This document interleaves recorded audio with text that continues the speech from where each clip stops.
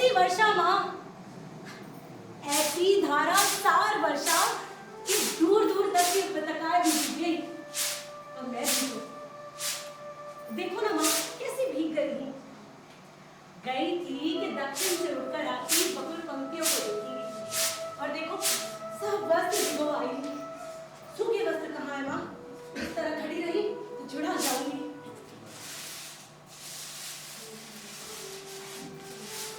तुम कुछ बोलती क्यों नहीं? सूखे वस्त्र अंदर तल पर हैं। तुमने पहले ही निकाल कर रख दिए। तुम्हें पता था मैं भीग जाऊंगी और मैं भी जानती थी कि तुम चिंतित होगी, परंतु माँ मुझे भीगने का तनिक खेद नहीं। भीगती नहीं तो आज मैं वंचित रह जाती। चारों ओर दुआरे मेघ घिर आए थे। मैं जानती थी वर्षा होगी, फिर भी मैं घाटी की पगडंडियों पर नीचे नीचे उतरती गई। एक बार तो मेरा अंशुक भी हवा ने उड़ा दिया, फिर बूंदे पड़ने लगी। अब वस्त्र बदल लूं, फिर आकर तुम्हें बताती हूँ। बहुत अद्भुत अनुभव था माँ, बहुत अद्भुत।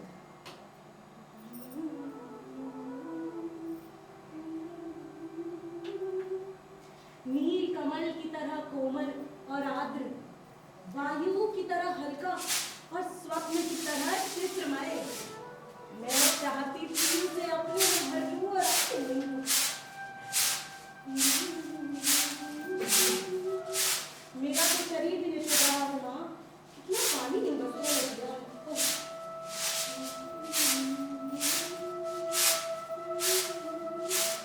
शीत की चुभन के बाद उसका स्पर्श। गीले वस्त्र कहाँ डालूं माँ? यही रहने दूं?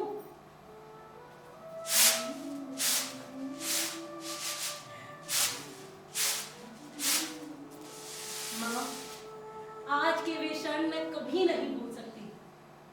सौंदर्य का ऐसा साक्षात्कार मैंने आज तक नहीं किया।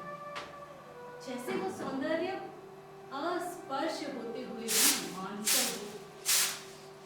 मैं उसे छू सकती थी, देख सकती थी, पी सकती थी। तभी मुझे अनुभव हुआ कि वो क्या है जो भावना को कविता का रूप देता है। मैं जीवन में पहली बार समझ पाई कि क्यों कोई पर्वत शिखर को सहलाती मेघमालाओं में खो जाता है, क्यों किसी को अपने तन मन की अपेक्षा आकाश में बनते मोटे चित्रों का इतना मोह होता है। क्या बात है माँ, तुम इतना चुप क्यों हो? देख रही हो मैं काम कर रही हूँ। काम तो तुम हर समय करती रहती हो, परंतु हर समय तरह चुप तो नहीं रहती। मैं तुम्हें काम नहीं करने दूंगी, मुझसे बात करो। क्या बात करूँ? कुछ भी कहो। मुझे डांटो कि भीग कर क्यों आई हो, या कहो कि तुम थक गई हो तो शेष भान मैं खटक दूं, या कहो कि तुम घर में अकेली थी तो तुम्हें अच्छा नहीं लग रहा था। मुझे सब अच्छा लगता है और मैं घर में अकेली कब होती हूँ? तुम्हारे यहाँ रहते मैं अकेली नहीं होती। मेरे यहाँ रहते भी तुम अकेली होती हो। कभी तो मेरी भर्त्सना करती हो कि मैं घर में रहकर तुम्हारे सब कामों में बाधा डालती हूँ। कभी कहती हो, मुझे बताओ तुम इतनी गंभीर क्यों हो? दूध पहुँचा दिया है, शर्करा मिला लो और पी लो। नहीं, तुम पहले बताओ। और अंदर जाकर चल पर विश्राम कर लो, मुझे अभी बहुत काम करना है। नहीं माँ, विश्राम नहीं करना है। थकी कहाँ हूँ जो विश्राम करूँ? मुझे तो अब भी अपने में बरसती बूंदों के पुलक का अनुभव हो रहा है। तुम अभी तक सींच रही हो। तुम ऐसे करोगी तो मैं भी तुमसे बात नहीं करूंगी। माँ, क्या बात है माँ, तुम रो क्यों रही हो? कुछ नहीं मालिका, कभी बैठे मन उदास हो जाता है। बैठे बैठे मन उदास हो जाता है, पर बैठे बैठे रोया तो नहीं जाता। तुम्हें मेरी सौगंध है माँ, जो मुझे नहीं पता।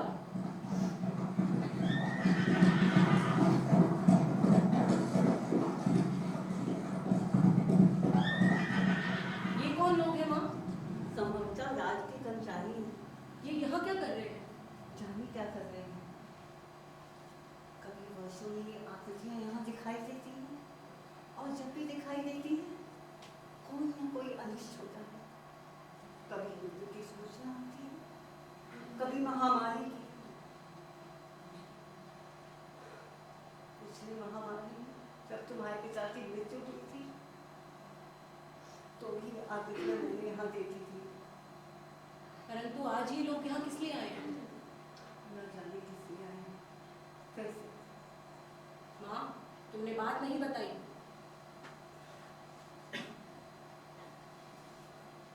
अग्निमित्र आज लौट आया है। लौट आया है?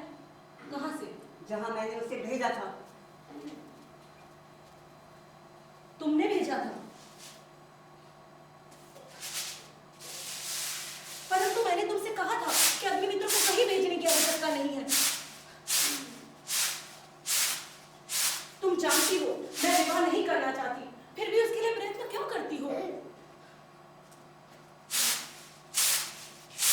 तुम समझती हो मैं निरंतर प्रलाप करती हूँ। मैं देख रही हूँ कि तुम्हारी बात ही सच होने जा रही है। अग्निमित्र संदेश लाया है कि वे लोग इस संबंध के लिए प्रस्तुत नहीं है। कहते हैं। क्या कहते हैं? क्या अधिकार है उन्हें कुछ भी कहने का? मल्लिका का जीवन उसकी अपनी संपत्ति है। वो उसे नष्ट करना चाहती है तो किसी को उस पर आलोचना करने का क्या अधिकार है? मैं कब कहती हूँ कि मुझे अधिकार है? हाँ, मैं तुम्हारे अधिकार की बात नहीं कह रही। तुम ना कहो, मैं कह रही हूँ। आज तुम्हारा जीवन तुम्हारी संपत्ति है। मेरा तुम पर कोई अधिकार नहीं है। ऐसा क्यों कहती हूँ माँ? तुम मुझे समझने का प्रयत्न क्यों नहीं करती? मैं जानती हूँ मेरा तुम पर कोई अधिकार नहीं है, किंतु इतना बड़ा अपराध मुझसे नहीं सहा जाता। मैं जानती हूँ माँ, अपवाद होता है। तुम्हारे दुख की बात भी जानती हूँ। फिर भी मुझे अपराध का अनुभव नहीं होता। मैंने भावना में एक भावना का वर्ण किया है। मेरे लिए वो संबंध और सब संबंधों से बड़ा है। मैं सच में अपनी भावना से प्रेम करती हूँ, जो पवित्र है, कोमल है, अनश्वर है। और मुझे ऐसी भावना से वितृष्णा होती है। पवित्र, कोमल, अनश्वर। ऐसा क्यों कहती हो माँ? तुम मुझ पर विश्वास क्यों नहीं करती? तुम जिसे भावना कहती हो वो केवल छलना और आत्म प्रवंचना है। भावना में भावना का वर्ण किया है। और मैं पूछती हूँ भावना में भावना का वर्ण क्या होता है? उससे जीवन की आवश्यकताएं किस तरह पूरी होती है? भावना में भावना का वर्ण। जीवन की स्थूल आवश्यकताएं ही तो सब कुछ नहीं है माँ। इसके अतिरिक्त भी तो बहुत कुछ है। होगा, मैं नहीं जानती। सच तो ये है माँ कि ग्राम के अन्य व्यक्तियों की तरह तुम भी उन्हें संदेह और वितृष्णा की दृष्टि से देखती हो। ग्राम के अन्य लोग उसे उतना नहीं जानते जितना मैं जानती हूँ। मैं उससे घृणा करती हूँ। माँ, अन्य लोगों को उससे क्या प्रयोजन है, परंतु मुझे है। उसके प्रभाव से मेरा घर नष्ट हो रहा है। मल्लिका, देखो मैं हरीश शावक को लाया हूँ। ठहरो माँ, तुम क्यों चल दी? माँ का जीवन भावना नहीं कर्म है। उसे घर में बहुत कुछ करना है।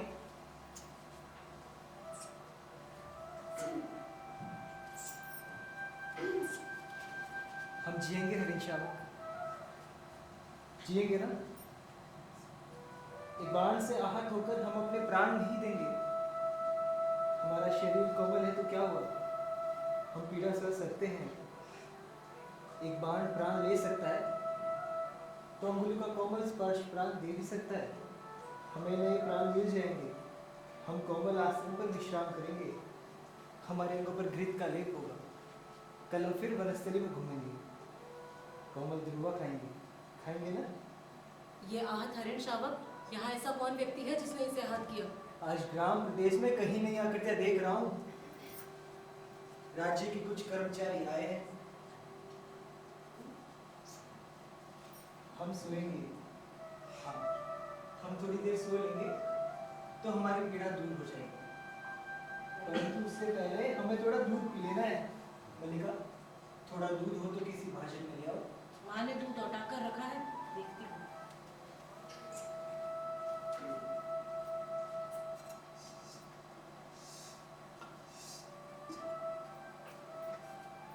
अभी अभी 2-3 राज कर्मचारियों को हमने घोड़े पर जाते देखा है।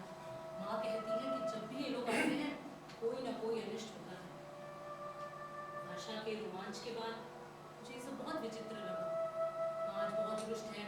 हम पहले से सुखी हैं। हमारी पीड़ा धीरे धीरे दूर हो रही है।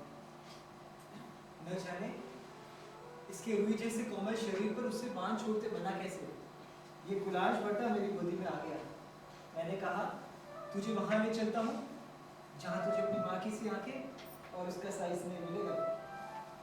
सच माँ आज बहुत रुष्ट है। माँ को अनुमान हो गया है कि वर्षा में मैं तुम्हारे साथ थी, नहीं तो इस तरह भीग कर ना आती। माँ को अपराध की बहुत चिंता रहती है। ये दूध मुझे दे दो और इसे अपनी बाहों में ले लो।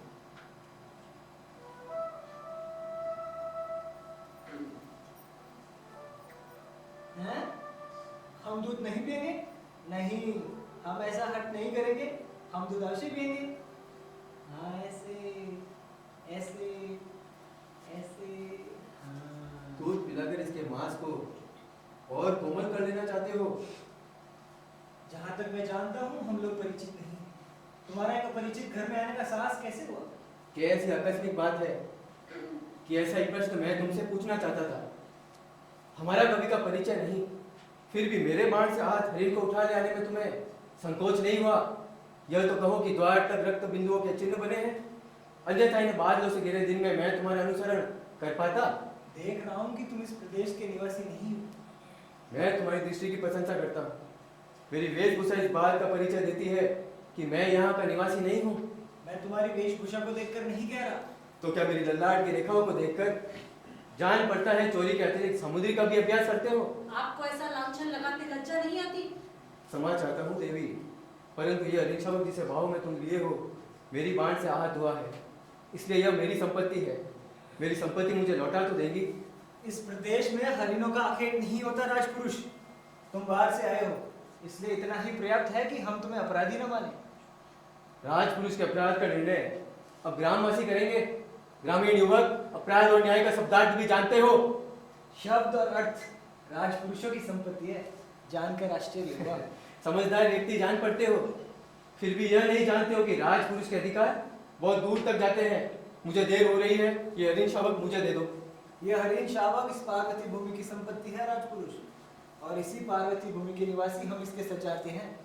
तुम ये सोचकर भूल कर रहे हो कि हम इसे तुम्हारे हाथ सौंपेंगे। मल्लिका, इसे अंदर ले जाकर किसी तल्प या आसन। इस घर के तल्प और आसन हरिण शावकों के लिए नहीं है। तुम देख रही हो माँ? हाँ, देख रही हूँ, इसीलिए तो कह रही हूँ। तल्प और आसन मनुष्यों के सोने के लिए है, पशुओं के लिए नहीं। इसे मुझे दे दो। इसके लिए मेरी बाहों का आसन ही पर्याप्त होगा। मैं इसे घर ले जाऊंगा। राजपुरुष दंडो तुम्हें ले जाकर देखता रहेगा। ये राजपुरुष की रुचि पर निर्भर करता है। राजपुरुष की रुचि अरुचि क्या होती है? संभवतः इसका परिचय तुम्हें देना अवश्य होगा। संभवतः ठहरो राजपुरुष, हरिण शावक के लिए हट मत करो। तुम्हारे लिए प्रश्न अधिकार का है, उनके लिए संवेदना का। कालिदास निशस्त्र होते हुए भी तुम्हारे शस्त्र की चिंता नहीं करेंगे। कालिदास? तुम्हारा अर्थ है कि जिनसे हरिण शावक के लिए मैं तर्क कर रहा था वे महाकवि कालिदास है? हाँ हाँ, पर आप कैसे जानते हैं कि कालिदास कवि हैं? कैसे जानता हूँ?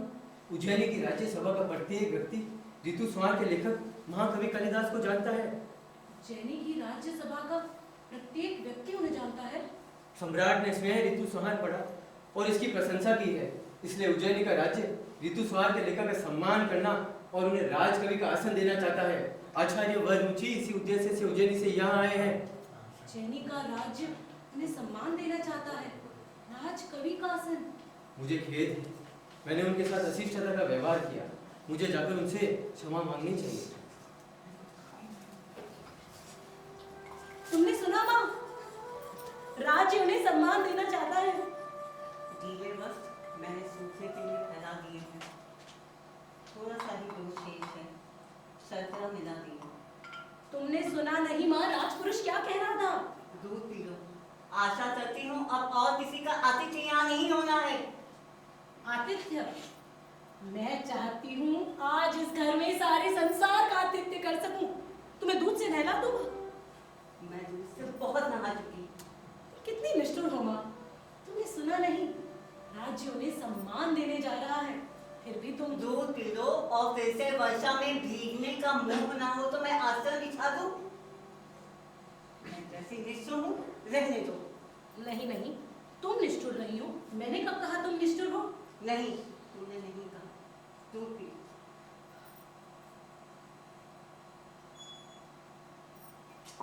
ओ माँ, तुम सोच सकती हो आज मैं कितनी प्रसन्न हूँ। मेरे पास कुछ भी सोचने की शक्ति नहीं है। अब उठ जाने दो, मुझे बहुत काम करना है। नहीं, उठो नहीं, इसी तरह बैठी रहो।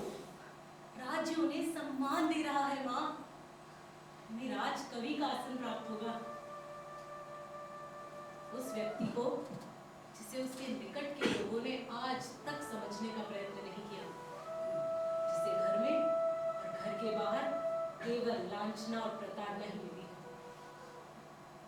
अब तो तुम विश्वास करती हो माँ कि मेरी भावना निराधार नहीं है। मैं कह चुकी हूँ कि मेरे सोचने समझने की शक्ति जड़ हो चुकी है। क्यों माँ? क्यों तुम्हें इतना पूर्वाग्रह है? क्यों तुम उनके संबंध में उदारता पूर्वक नहीं सोच सकती? मेरी वो अवस्था बीत चुकी है जब यथार्थ से आंखें मूंद कर जिया जाता है। और तुम्हारी यथार्थ दृष्टि केवल दोष ही दोष देखती है। जहाँ दोष है वहाँ वो अवश्य दोष देखती है। उनमें तुम्हें क्या दोष दिखाई देता है? वो व्यक्ति आत्मसीमित है। संसार में अपने सिवा उसे और किसी से मोह नहीं है। इसीलिए कि वे मातुल की गौएं नहाकर बादलों में खोए रहते हैं। मुझे मातुल से और उसकी गौओं से कोई प्रयोजन नहीं है। मैं तो बस अपने घर को देखकर कहती हूँ।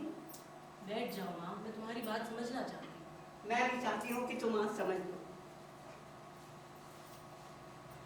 तुम कहती हो तुम्हारा उससे भावना का संबंध है। वो भावना क्या?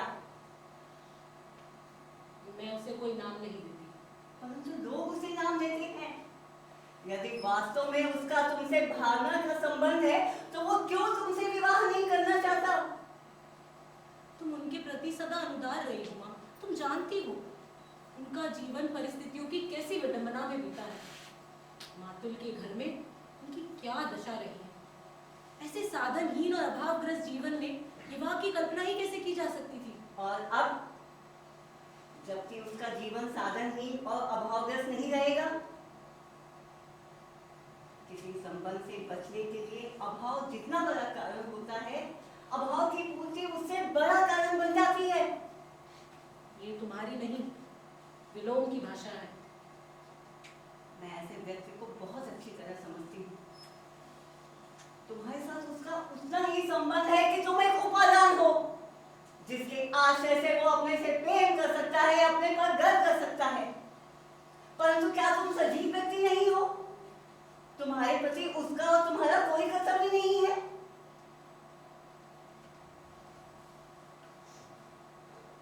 कल तुम्हारी माँ का शरीर नहीं रहेगा, घर में एक समय के भोजन की व्यवस्था भी नहीं होगी, तो जो प्रश्न तुम्हारे सामने उपस्थित होगा उसका तुम क्या उत्तर दोगी?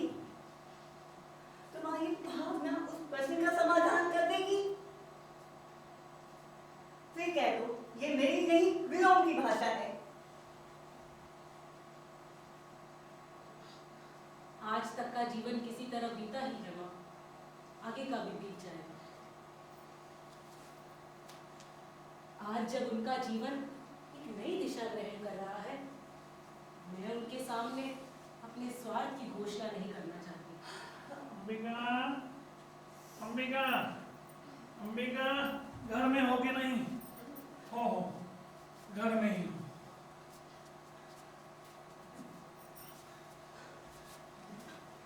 मैं आज सारे ग्राम में घोषणा करने जा रहा हूँ, मेरा इस कालिदास नामधारी वीर से कोई संबंध नहीं। क्या हुआ है आर्य मातुल? अरे मैंने इसे पाला, पोसा, बड़ा किया, क्या इसी दिन के लिए कि इस तरह कुलद्रोही बने? परंतु उन्हें तो सुना है राज्य की ओर से सम्मानित किया जा रहा है। उज्जैनी से कोई आचार्य आए हैं। यही तो कह रहा हूँ, उज्जैनी से कोई आचार्य आए। परंतु आप तो कह रहे हैं। मैं ठीक कह रहा हूँ, आचार्य कहीं इसे अपने साथ उज्जैनी ले जाना चाहते हैं। परंतु कल तो रथवा और 4 अश्वारोही उनके साथ हैं। मैं तुमसे नहीं कहता था अंबिका कि हमारे प्रपितामह के द्वैत का पुत्र गुप्त राज की ओर से शकों से युद्ध कर चुका की बात कर रहे थे। उसी की बात कर रहा हूं अंबिका। तुम समझो, राज्य की ओर से हमारे वंश का सम्मान किया जा रहा है और ये वंशावतंस कहते हैं मुझे यह सम्मान नहीं चाहिए, मैं राज की मुद्राओं से क्रीत होने के लिए नहीं। वे राज के सम्मान स्वीकार नहीं करना चाहते। मेरी समझ में ये नहीं आता कि इसमें क्रय विक्रय की क्या बात है। सम्मान मिलता है ग्रहण करो, नहीं कविता का मूल्य ही क्या है। कविता का मूल्य है आर्यमातुल, तभी तो सम्मान का मूल्य है। मैं समझती हूँ कि उनके हृदय में ये सम्मान कहाँ चुकता है। मैं तुम्हें विश्वास दिलाती हूँ कि वो उज्जैनी अवश्य जाएगा। अवश्य जाएगा। वे लोग इसके अनुचर हैं जो अभी स्तुति करके इसे ले जाएंगे। सम्मान प्राप्त होने पर सम्मान के प्रति प्रकट की गई उदासीनता व्यक्ति के महत्व को बढ़ा देती है। तुम्हें तो प्रसन्न होना चाहिए कि तुम्हारा भाग्य लोक नीति में निशांत है। ये लोक नीति, ये लोक नीति है तो मैं कहूंगा लोक नीति और मूर्ख नीति दोनों का एक ही अर्थ है। तुम समझो, जो व्यक्ति कुछ देता है, धन हो सम्मान हो, वो अपना मन बदल भी तो सकता है और बदल गया तो बदल गया। तुम समझो, सम्राट रुष्ट भी तो हो सकते हैं कि एक साधारण सा कवि ने उनका सम्मान स्वीकार नहीं किया। मातुल, मातुल, आप अभी तक यहाँ हैं और आचार्य वहाँ आपकी प्रतीक्षा कर रहे हैं। और तुम यहाँ क्या कर रहे हो? मैंने तुमसे नहीं कहा था कि जब तक मैं लौट कर ना आऊं आचार्य के पास ही रहना। परंतु ये भी तो कहा था कि आचार्य विश्राम कर चुके तो तुरंत आपको सूचना दे दूं। हाँ, ये भी कहा था किंतु वो भी तो कहा था। ये कहा तुम्हारी समझ में आए, वो नहीं आया। किंतु मातुल, किंतु क्या? किंतु क्या? मातुल मूर्ख? नहीं, तुम मुझे मूर्ख समझते हो? नहीं मातुल, मैं मूर्ख नहीं तो निश्चय ही तुम मूर्ख हो। हुए ना तुम मूर्ख? ये बताओ आचार्य ने क्या कहा? उन्होंने कहा कि वे आपके साथ इस कार्य प्रदेश में घूमना चाहते हैं जिस प्रदेश की कालिदास की कविता बनी। कालिदास न जाने अंबिका, इतने बड़े आचार्य को इसकी कविता में क्या विशेषता नजर आती है। इस व्यक्ति को साधारण लोक का तो ज्ञान नहीं, और तुम लोक नीति की बात कहती हो। आप एक हरिण शावक को गोदी में लिए घर की ओर आ रहे थे। सौभाग्यवश मैंने बाहर ही देख लिया। मैंने प्रार्थना की कि कवि कुलगुरु यह समय इस रूप में घर जाने का नहीं। उज्जैनी से एक बहुत बड़े आचार्य आए, आप सुनते ही लौट पड़े जैसे रास्ते में सांप देख लिया हो। मल्लिका, माधुर के लिए जल लेके आओ। नहीं, मुझे जल नहीं चाहिए, आचार्य मेरी प्रतीक्षा कर रहे हैं। मैंने कहा कविवर, आचार्य आपको साथ उज्जैनी ले जाने आए हैं, राज्य की ओर से आपका सम्मान होगा। सुनकर रुककर चलते अंगारे की दृष्टि से मुझे देखा। मैं राज की मुद्राओं से क्रीत होने के लिए नहीं, ऐसे कहा जैसे राज की मुद्राएं आपके विरह में घुली जा रही हैं। और चल दिए। मेरे लिए धर्म संकट खड़ा हो गया कि हमने विनय करता आपके पीछे पीछे जाऊं या अभ्यागत होते। अब इस निक्षेप से आचार्य के पास रुकने का कह कराया था और ये किसी दूरहीन चक्र की तरह मेरे पीछे पीछे चला आया। किंतु मातुल, मैं तो समाचार देने आया था कि, और मैं समाचार देने के लिए तुमसे धन्यवाद कहता हूँ, बहुत अच्छा किया। अब यहाँ तुम वहां बैठे और अब समाचार देने यहाँ चले आए। अब इतना कीजिए कि वो कवि कुल शिरोमणि जहाँ भी हो उनको ढूंढ कर ले आई। मेरा कर्तव्य कहता है जैसे भी हो उसे आचार्य के सामने प्रस्तुत करो। अब मेरा मन कहता है उसे जहाँ देखो चोटी से पकड़कर खींचना। मातुल का तीसरा नेत्र हर समय खुला रहता है। परंतु कालिदास इस समय है कहाँ? कालिदास इस समय जगदम्बा के मंदिर में है। आपने उन्हें देखा है? देखा है। अपने मातुल से तो नहीं कहा? मैं नहीं चाहता था कि मातुल इस समय वहां जाए। क्यों? क्या आप भी नहीं चाहते कि कालिदास? मैं चाहता हूँ कि कालिदास उज्जैनी अवश्य जाए, इसीलिए मैंने मातुल का इस समय वहां जाना उचित नहीं समझा। मातुल को अपने मुख के शब्द सुनने में ऐसा रस प्राप्त होता है कि वो बोलते ही जाते हैं। परिस्थिति को समझना नहीं चाहते। कालिदास हट कर रहे हैं कि जब तक उज्जैनी से आए अतिथि लौट नहीं जाते, वे घर नहीं जाएंगे, जगदम्बा के मंदिर में ही रहेंगे। कैसे विचक्षणता है? विचक्षणता? विचक्षणता ही तो है। इसमें विचक्षणता क्या है अंबिका? राज्य कवि का सम्मान करना चाहता है और कवि जनता ब्रह्मा के मंदिर में साधना में रहते हैं। राज्य के प्रतिनिधि मंदिर में जाके कवि की अभ्यर्थना करते हैं। कवि धीरे धीरे आंखें खोलता है। इतना बड़ा नाटक करना विचक्षणता नहीं है। कालिदास नाटक नहीं कर रहे अंबिका। मुझे विश्वास है उन्हें राजकीय सम्मान का मोह नहीं। वे सचमुच इस पर्वत भूमि को छोड़कर नहीं जाना चाहते। नहीं चाहता। मातुल का या किसी का भी आग्रह उनका हट नहीं छुड़ा सकता। केवल एक व्यक्ति है जिनके आग्रह से संभव है वे हट छोड़ नहीं सकते। हमारे घर में किसी को उसके हाथ छोड़ने या ना छोड़ने से कोई प्रयोजन नहीं है।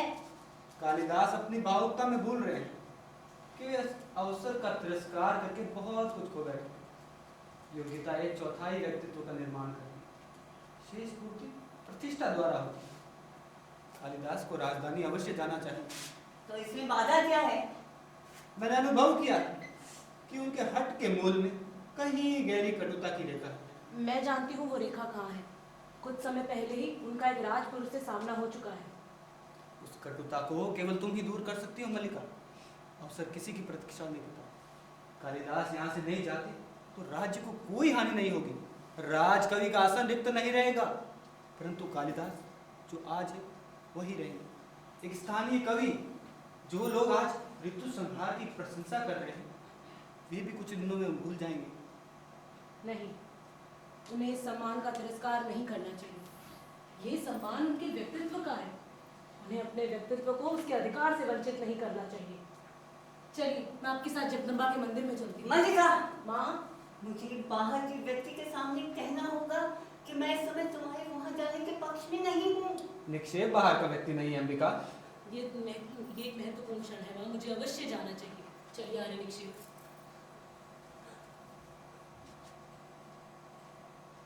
समाचार हो अंबिका।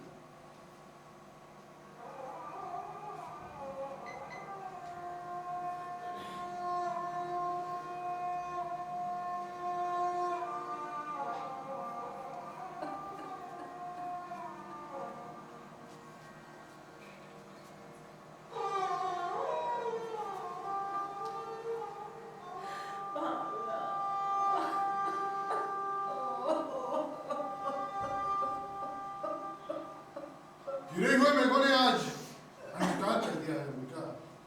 या तुम्हें समय का ख्याल नहीं रहा। आश्चर्य है तुमने आज दीपक नहीं जलाया। विनोद, तुम यहाँ क्यों आए हो? दीपक जला दो। विलोम का आना ऐसे आश्चर्य की बात नहीं। चले जाओ विनोद, तुम जानते हो कि तुम्हारे यहाँ आना। मल्लिका को सही है नहीं है। मैं जानता हूँ मल्लिका। मल्लिका बहुत भोली है। वो लोक व्यवहार के संबंध में कुछ नहीं जानती। वो नहीं चाहती कि मैं इस घर में आऊं, क्योंकि कालिदास नहीं चाहता। और कालिदास क्यों नहीं चाहता? क्योंकि उसे मेरी आंखों में अपने हृदय का सत्य झांकता दिखाई देता है। उसे उलझन होती है, क्योंकि तुम तो जानती हो अंबिका, मेरा एकमात्र दोष यही है कि मैं जो अनुभव करता हूँ स्पष्ट कह देता हूँ। मैं इस समय तुम्हारे दोष अदोष का विवेचन नहीं करना चाहती विनोद। देख रहा हूं तुम इस समय बहुत दुखी हो। और तुम दुखी कब नहीं रही अंबिका? तुम्हारा तो जीवन ही पीड़ा का इतिहास रहा है। पहले से कहीं दुबली हो गई। सुना है कालिदास उज्जैनी जा रहा है। नहीं जानती। राज्य की ओर से उसका सम्मान होगा। कालिदास राजकवि के रूप में उज्जैनी में रहेगा। मैं समझता हूं कि उसके जाने से पहले उसका और मल्लिका का विवाह हो जाना चाहिए। तुमने इस विषय में कुछ सोचा तो होगा? मैं इस समय कुछ भी सोचना नहीं चाहती। तुम मल्लिका की मां इस विषय में सोचना नहीं चाहती। आश्चर्य है। मैंने तुमसे कहा है विनोद, तुम चले जाओ। कालिदास उज्जैनी चला जाएगा। और मल्लिका? मल्लिका जिसका नाम उसके कारण सारे ग्राम प्रांतर में अपवाद का विषय बना है, पीछे यहां पड़ी रहेगी। क्या अम्बिका? क्या तुमने इतनी वर्ष इतनी पीड़ा क्या इसी दिन के लिए सही है? दूर से देखने वाला व्यक्ति भी ये जान सकता है कि इतने वर्षों में तुम्हारे साथ क्या क्या बीता है। समय ने तुम्हारे मन, शरीर और आत्मा की इकाई को तोड़ कर रख दिया है। तुमने तिल तिल करके अपने को गलाया है कि मल्लिका को किसी अभाव का अनुभव ना हो, और आज जब मल्लिका के जीवन भर के अभाव का प्रश्न सामने है और तुम कुछ सोचना नहीं चाहते। तुम ये सब कहकर मेरा काम नहीं कर रहे हो। तुमसे अनुरोध करती हूँ कि मुझे इस समय अकेली रहने दो। मैं इस समय अपना तुम्हारे पास होना अधिक आवश्यक समझता हूँ। मैं ये सब बातें तुमसे नहीं, उससे कहने के लिए आता हूँ। आशा कर रहा हूँ कि वो अभी यहाँ आएगा। मैंने मल्लिका को जगदम्बा की मंदिर की ओर जाते देखा। मैं यहीं उनकी प्रतीक्षा करूंगा। अधिक प्रतीक्षा नहीं करनी पड़ेगी विलोम। मैं जानता हूँ कि तुम कब, कहाँ और किस समय मेरे साक्षात्कार के लिए उत्सुक होते हो। कहो, आजकल किस नए छंद का अभ्यास कर रहे हो? छंदों का अभ्यास मेरी वृत्ति नहीं। मैं जानता हूँ तुम्हारी वृत्ति दूसरी है। उस वृत्ति ने संभवतः छंदों का अभ्यास सर्वथा छुड़ा दिया है। आज भी संदेह तुम अपने छंदों के अभ्यास पर गर्व कर सकते हो कालिदास। सुना है राजधानी से निमंत्रण है। सुना मैंने भी। तुम्हें दुख हो? दुख? हाँ हाँ, बहुत दुख हुआ। एक मित्र के बिछड़ने का दुख किसे नहीं होता। कल ब्रह्म मुहूर्त में ही चले जाओगे? मैं नहीं जानता। मैं जानता हूं। आचार्य कल ब्रह्म मुहूर्त में ही लौट जाना चाहते हैं। राजधानी के वैभव में रहकर ग्राम प्रांतों पर कहीं भूल तो नहीं जाओगे? सुना है वहां जाकर व्यक्ति बहुत व्यस्त हो जाता है। वहां के जीवन में कई तरह के आकर्षण है, रंगशालाएं, मदिरालय और तरह तरह की विलास भूमि है। आर्य विलोम, ये समय और स्थान इन बातों के लिए नहीं है। मैं इस समय आपको यहाँ देखने की आशा नहीं कर रही थी। मैं जानता हूं तुम मुझे यहाँ देखकर पसंद नहीं हो मल्लिका, परंतु मैं यहाँ तुमसे नहीं, अंबिका से मिलने आया था। बहुत दिनों से भेंट नहीं हुई थी, और ये कोई अब ऐसी अप्रत्याशित बात नहीं है। विलोम का कुछ भी करना अप्रत्याशित नहीं है। हाँ, कहीं कुछ न करना अप्रत्याशित हो सकता है। ये वास्तव में प्रसन्नता का विषय है कालिदास, कि हम दोनों एक दूसरे को इतनी अच्छी तरह समझते हैं। निसंदेह मेरे स्वभाव में ऐसा कुछ नहीं है जो तुमसे छिपा हो। विलोम क्या है? एक असफल कालिदास, और कालिदास एक सफल विलोम। हम कहीं एक दूसरे के बहुत निकट पड़ते हैं कालिदास। निसंदेह सभी विपरीत एक दूसरे के बहुत निकट पड़ते हैं। अच्छा है, तुम इस बात को स्वीकार करते हो। अच्छा, उस निकटता के अधिकार से तुमसे एक प्रश्न पूछ सकता हूँ? संभव है फिर कभी तुमसे बात करने का अवसर ही प्राप्त ना हो। एक दिन का व्यवधान तुम्हें हमसे बहुत दूर कर देगा ना। वर्षों का व्यवधान भी विपरीत को विपरीत से दूर नहीं करता। मैं तुम्हारा प्रश्न सुनने के लिए उत्सुक हूँ। मैं जानना चाहता हूँ कि तुम वही कालिदास हो ना? मैं तुम्हारा अभिप्राय नहीं समझ सका। मेरा अभिप्राय यह है कि तुम वही व्यक्ति हो ना जो कल तक थे। आर्य विलोम, मैं इस प्रकार के अनर्गलता शब्द में नहीं समझती। अनर्गलता? इसमें अनर्गलता क्या है मल्लिका? मेरा प्रश्न बहुत सार्थक है। क्यों कालिदास? मेरा प्रश्न सार्थक नहीं है? क्यों अंबिका? मैं इस संबंध में कुछ भी नहीं जानती और ना ही जानना चाहती हूँ। ठहरो अंबिका, ठहरो अंबिका।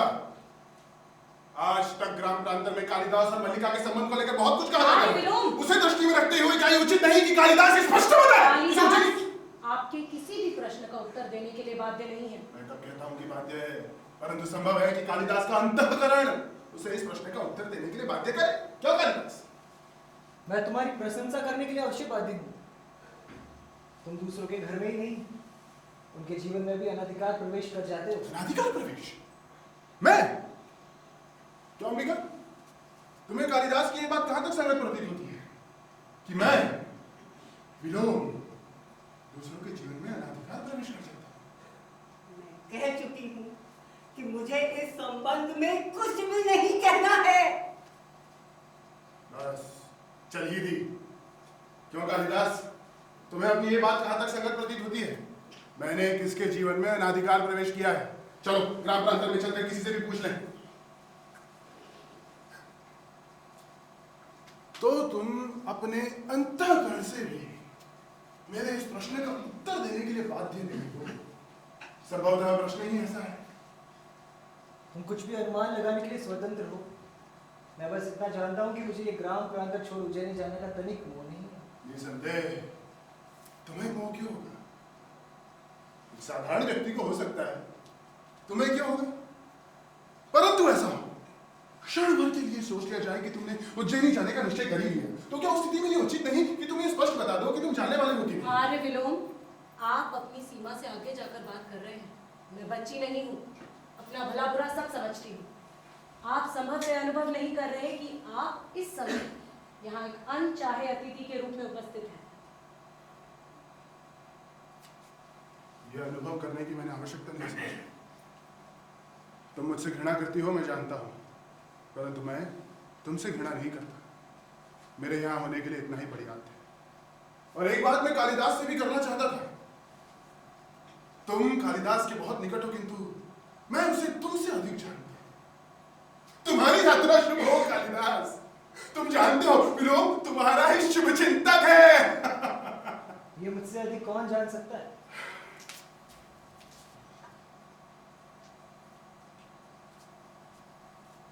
अनचाहा अतिथि संभवतः फिर भी कभी आ पहुंचे, तब तक के लिए भी क्षमा।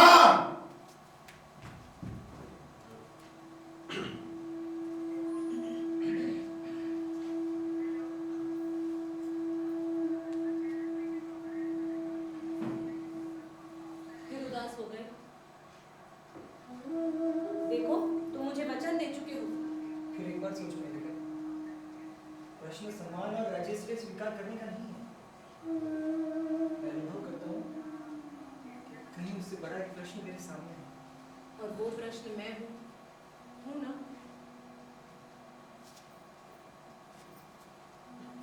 यहाँ बैठो।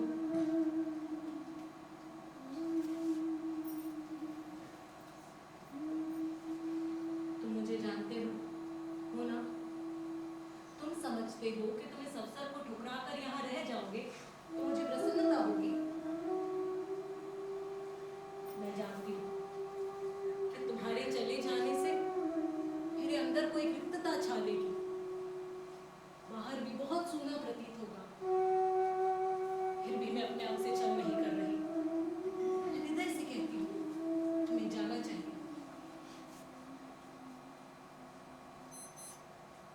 चाहता हूँ कि तुम इस समय अपनी आंखें देख पाती। मेरी आंखें इसलिए गिरी है कि तुम मेरी बात नहीं समझ रहे। तुम यहाँ से जाकर भी यहाँ से दूर हो सकते हो।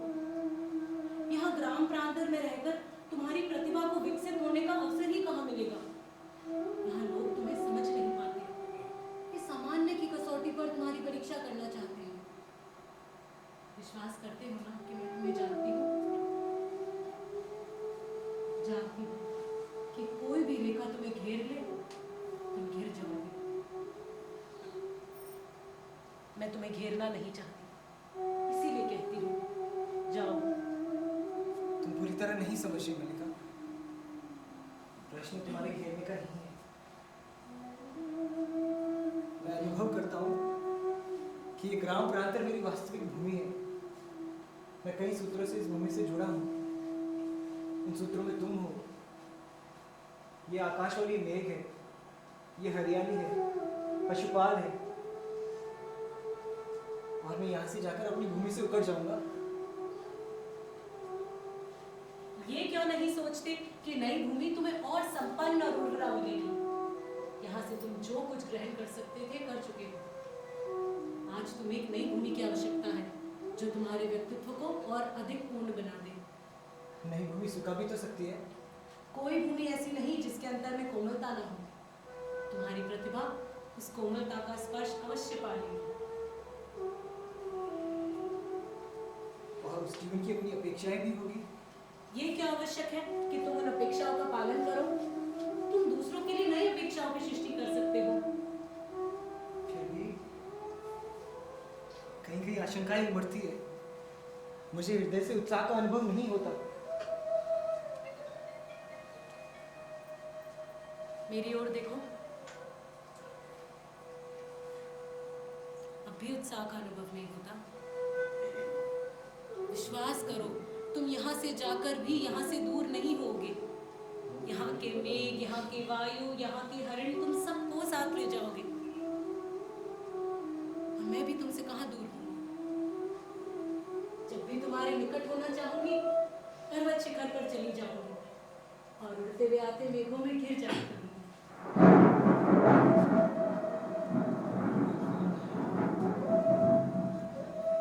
लगता है फिर वर्षा होगी, यूं भी बहुत अंधेरा हो गया है। आचार्य तुम्हारी प्रतीक्षा कर रहे हैं। तो मुझे जाने का कह रही हो? हाँ, देखना, मैं तुम्हारे पीछे बहुत प्रसन्न रहूंगी, बहुत घूमूंगी और हर संध्या को जगदम्बा के मंदिर में सूर्यास्त देखने जाया करूंगी। इसका अर्थ है तुमसे विदा लूं? नहीं, विदा तुम्हें नहीं दूंगी।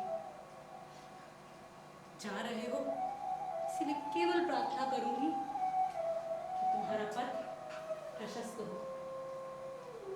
जाओ।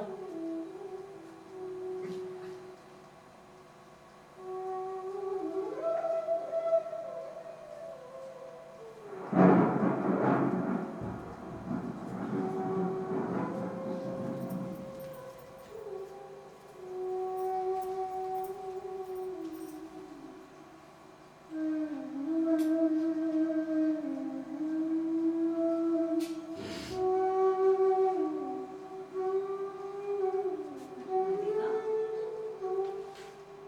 तुम स्वस्थ नहीं हो मल्लिका। चलो अंदर चल के विश्राम कर लो। मुझे यही रहने दो माँ, मैं अस्वस्थ नहीं हूँ। देखो माँ, चारों ओर कितने गहरे मेघ गिर रहे हैं। कल ये मेघ उज्जैनी की ओर उड़ जाएंगे। रो नहीं मल्लिका। मैं रो नहीं रही हूँ माँ, मेरी आंखों से जो बरस रहा है वो दुख नहीं, वो तो सुख है माँ, सुख।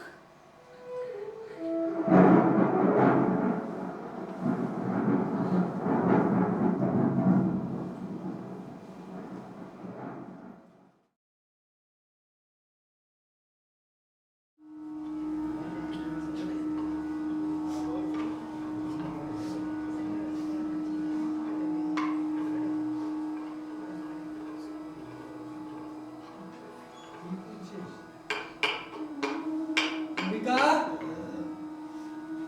अंबिका,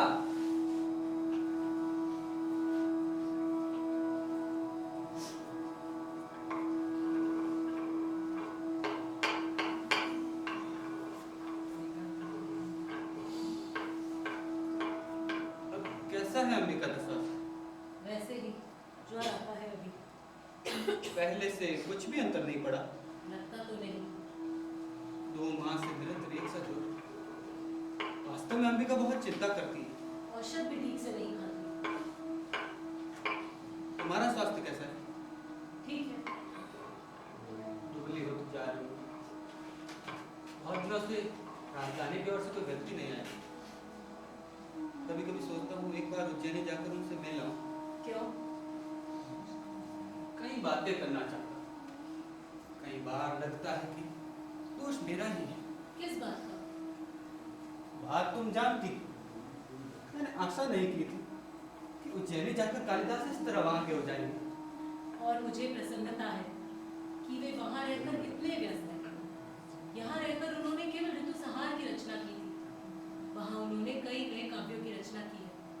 2 वर्ष पहले जो व्यवसायी आए थे, उन्होंने कुमार संभव और मेघदूत की प्रतियां मुझे ला दी थी। बता रहे थे उनके एक और बड़े काव्य की बहुत चर्चा है, पर उसकी प्रति उन्हें नहीं मिल पाई। यूं तो सुना है उन्होंने कुछ नाटकों की भी रचना की, उज्जैनी की रंगशालाओं में खेले गए। फिर भी मुझे कहते दुख होता है। उन्हीं व्यवसायियों के मुंह से और भी तो कई बातें सुनती। व्यक्ति उन्नति करता है तो उसके नाम के साथ कई तरह के अपवाद जुड़ने लगते हैं। मैं अपवाद की बात नहीं कह रहा। सुना ये भी तो था ना कि गुप्त वंश की राजदूता से उनका विवाह हो गया है। तो उसमें बुरा क्या है?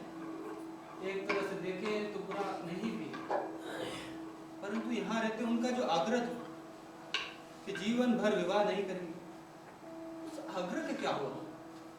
उन्होंने ये नहीं सोचा कि उनके इसी आग्रह की रक्षा के लिए तुमने उनके प्रसंग में मेरी बात कही है। मैं अनेकानेक साधारण व्यक्तियों में से हूँ। वे असाधारण हैं। उन्हें जीवन में असाधारण का ही साथ चाहिए। सुना है राजदुहिता बहुत विदुषी है।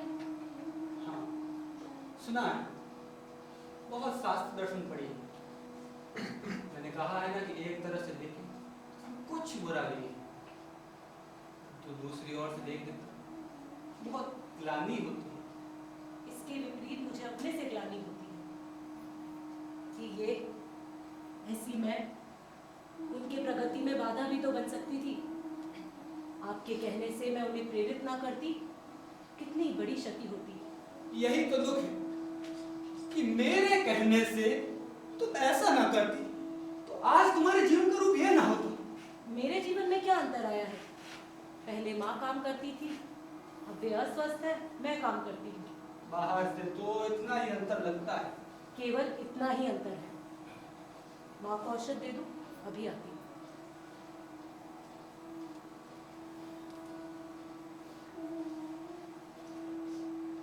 माँ, माँ औषध पी लो।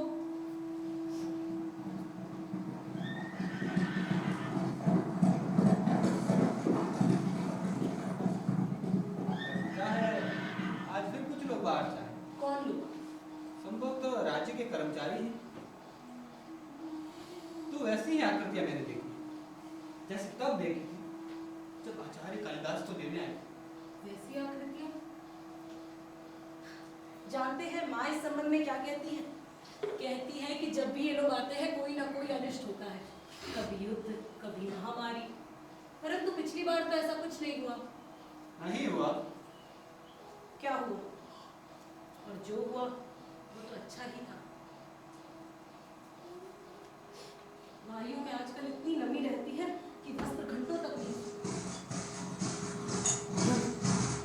नहीं, परंतु नहीं, क्या ये सत्य है मालिका?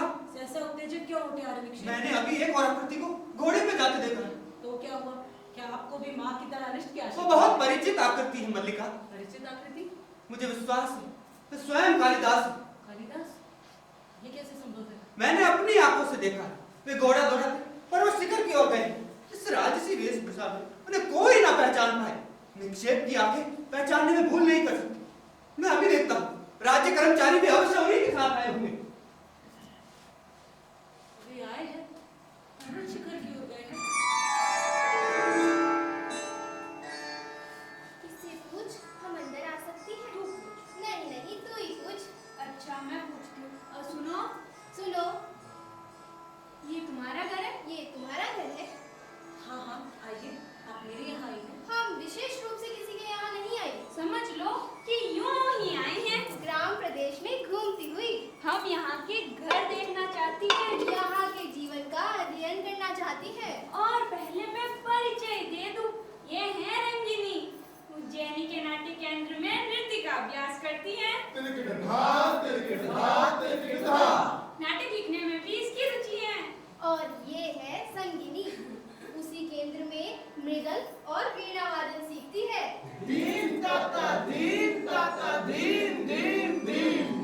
बहुत सुंदर प्रणय गीत लिखती है। अब गद्य की ओर आ रही है। और तुम्हारा परिचय? हाँ, तुमने अपना परिचय नहीं दिया।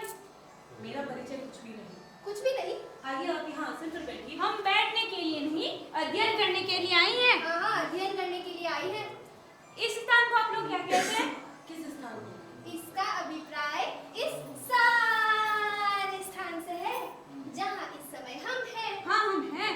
उज्जैनी में हम इसे प्रकोष्ठ कहते हैं। प्रकोष्ठ कहते हैं। यहाँ तुम लोग क्या कहते हो? क्या कहते हो? प्रकोष्ठ। प्रकोष्ठ को तुम लोग भी प्रकोष्ठ कहते हो? प्रकोष्ठ कहते हो? ओहो। और इसे कुंभ। कुंभ। कुंभ। प्रकोष्ठ को प्रकोष्ठ और कुंभ को कुंभ। देखो, यहाँ के कुछ स्थानीय शब्द नहीं है। स्थानीय शब्द? हाँ, आंचलिक शब्द। जैसे पतंजलि ने लिखा है कि यदवा को कुछ लोग यरवा बोलते और हैं। तद्वा को दरवा। यरवाण सर्वाणः ऋषियो बभूव। मुझे इतना ज्ञान नहीं। छोड़ना। अज्ञानी। देखो, हम कुछ ऐसी बातें जानना चाहती हैं जिनका संबंध यहाँ के और केवल यहाँ के जीवन से हो। तुम्हारे घर और वस्त्र तो लगभग हमारे जैसे हैं। हाँ, हमारे जैसे हैं। यहाँ के जीवन की अपनी विशेषता क्या है? हाँ, अपनी विशेषता क्या है? यहाँ के जीवन की अपनी विशेषता मैं नहीं जानती। हमारा जीवन हर दृष्टि में बहुत साधारण है। ये मैं नहीं मान सकती। इस प्रदेश ने कालिदास जैसी असाधारण प्रतिभा को जन्म दिया। यहाँ की तो प्रत्येक वस्तु असाधारण होनी चाहिए। असाधारण होनी चाहिए। देखो, मैं तुम्हें समझाती हूँ। बात ये है कि राजकीय नियोजन से हम दोनों कवि कालिदास के जीवन की पृष्ठभूमि का अध्ययन कर रही हैं। हाँ, अध्ययन कर रही है। तुम समझ सकती हो कि ये कितना बड़ा और महत्वपूर्ण कार्य है। बहुत महत्वपूर्ण कार्य है। परंतु यहाँ घूमकर हम तो लगभग निराश हो चुकी हैं। यहाँ कुछ सामग्री है ही नहीं। अच्छा, यहाँ की कुछ वनस्पतियों के नाम बताइए। बताइए। कैसी वनस्पति? कैसी वनस्पति? जैसे कालिदास ने कुमार संभव में लिखा है, भास्वंती रत्नानी महोष्टि च। ये प्रकाश देने वाली औषधियाँ कौन सी है? औषधियाँ प्रकाश नहीं देती। औषधियाँ प्रकाश नहीं देती? नहीं देती। तुम्हारा अभिप्राय है कि कालिदास ने जो लिखा है वो झूठ है? झूठ है। उन्होंने कुछ भी झूठ नहीं लिखा है। उन्होंने तो लिखा है। संगीनी, ये यहाँ के संबंध में विशेष कुछ भी नहीं जानती। अच्छा, तुम्हारा बहुत समय नष्ट किया, क्षमा करना।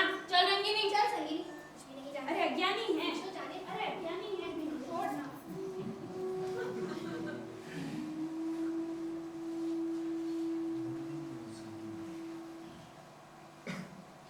आज वर्षों के बाद तुम लौट कर आए हो।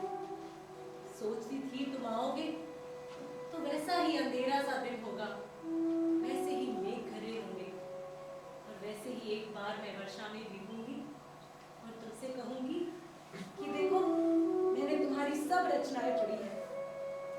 उज्जैनी की ओर जाने वाले व्यवसायियों से कितना कितना कहकर मंगवाई थी। सोचती थी तुम आओगे तो तुम्हें मेघदूत की पंक्तियां गा गा कर सुनाऊंगी। पर्वत शिखर की घंटा ध्वनियां गूंज उठेंगी और मैं ये भेंट तुम्हारे हाथों में रखूंगी। कहूंगी ये तुम्हारी नई रचना के लिए है। इन पर तुम जब जो भी लिखोगे मुझे अनुभव होगा कि मैं भी कहीं हूँ, मेरा भी कुछ है। परंतु आज तुम आए हो तो सारा वातावरण ही और है और नहीं सोच पा रही कि तुम भी वही हो क्या? कालिदास?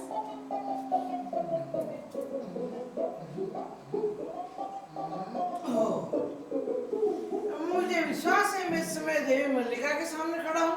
कहिए। देव मातृगुप्त के अनुचर का आवेदन स्वीकार कीजिए। स्वीकार कीजिए। देवमातृगुप्त कौन है? ऋतुसंहार, कुमार संभव, मेघदूत, रघुवंश के प्रियंता कविंद्र, आचार्य निशांत, कश्मीर के वायु शासक, देव मातृगुप्त की राजमहिषी, गुप्त वंश दुहिता, परम विदुषी देवी वीरेंद्र मंजरी आपके साक्षात्कार के लिए उत्सुक है। उत्सुक है और शीघ्र ही आया जाती है। आया जाती और हम उनके अनुचर आपको इसकी पूर्व सूचना देने के लिए उपस्थित हैं। मेघदूत के प्रणेता तो कालिदास है और आप कह रहे हैं वे गुप्त राज की ओर से कश्मीर का शासन संभालने जा रहे हैं और मातृगुप्त उन्हीं का नया नाम है। नया नाम है। वे कश्मीर का शासन संभालने जा रहे हैं महाराज की जय हो। और उनकी राजमहिषी मुझसे मिलने के आना चाहती है। और मुझे विश्वास है कि इस गौरवपूर्ण अवसर पर आप अपने उपदेश ग्रह के वस्तु विन्यास में कुछ परिवर्तन अवश्य समझेगी। आवश्यक समझेगी। इससे आपका आदेश समझते हुए हम ये कार्य अभी अपने हाथों में संपन्न किए देते हैं। ये देते हैं। आओ नासिक। आ गए अनुस्वार। ये आसन। ये आसन मैं समझता हूँ ये आसन द्वार के निकट होना चाहिए। है? हाँ। देवी द्वार से प्रवेश करेगी और आसन द्वार के निकट होगा। तो उस स्थिति में इसे इसकी वर्तमान स्थिति से 1, 3, 5, 7 अंगुल दक्षिण की ओर हटा देना चाहिए। दक्षिण की ओर? हाँ। मैं समझता हूँ उसको 5 अंगुल उत्तर की ओर होना चाहिए। वाक्स से सूर्य की किरणें सीधी से पड़ती है। उत्तर की ओर? मैं तुमसे सहमत। मैं तुमसे सहमत नहीं। तो विवादास्पद विषय होने से आसन को यही रहने दे। अच्छी बात है, इसे यही रहने दिया जाए। उचित है। उचित है। पर यह कुंभ ये कुंभ, मैं समझता हूँ कि एक कुंभ इस कोने में और दूसरा कुंभ उस कोने में होना चाहिए। पर मैं समझता हूँ कुंभ यहाँ होने ही नहीं चाहिए। क्यों? क्यों का कोई उत्तर नहीं। मैं तुमसे सहमत नहीं। मैं तुमसे सहमत नहीं। तो विवादास्पद विषय होने से कुंभों को भी यही रहने दिया जाए। उचित है। उचित है।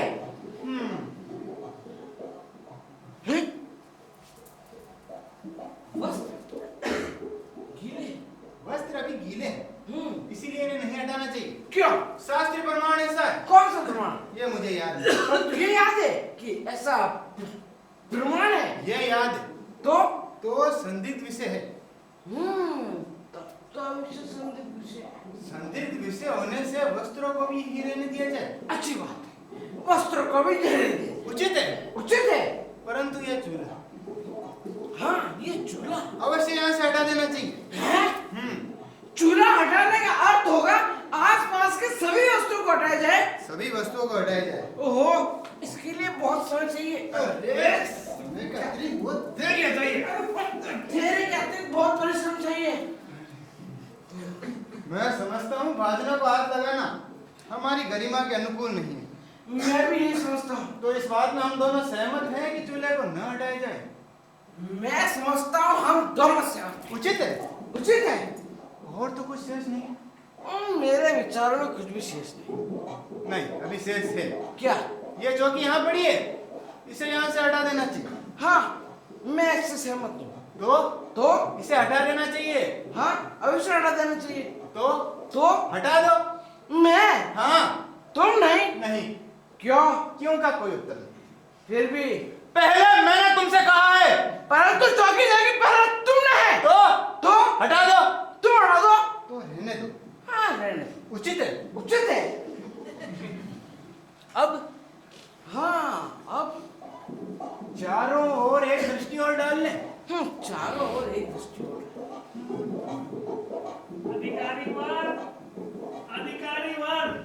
अधिकारी वर्ग, आपका कार्य यहाँ पूरा हो गया? हाँ हो गया। क्यों अनुस्वार? हाँ हो गया। हो गया ना? क्यों अनुनासिक? हाँ हो गया। केवल एक दृष्टि डालना शेष। हाँ केवल एक दृष्टि डालना शेष। तो वह दृष्टि अब रहने दीजिए। तो वो दृष्टि अब रहने दो। रहने देते हैं। देवी प्रियंगु मंजरी बाहर पहुंच गई है। देवी बाहर पहुंच गई है। तो चलो अनुस्वार। हाँ चलो। उचित है। उचित है। उचित है।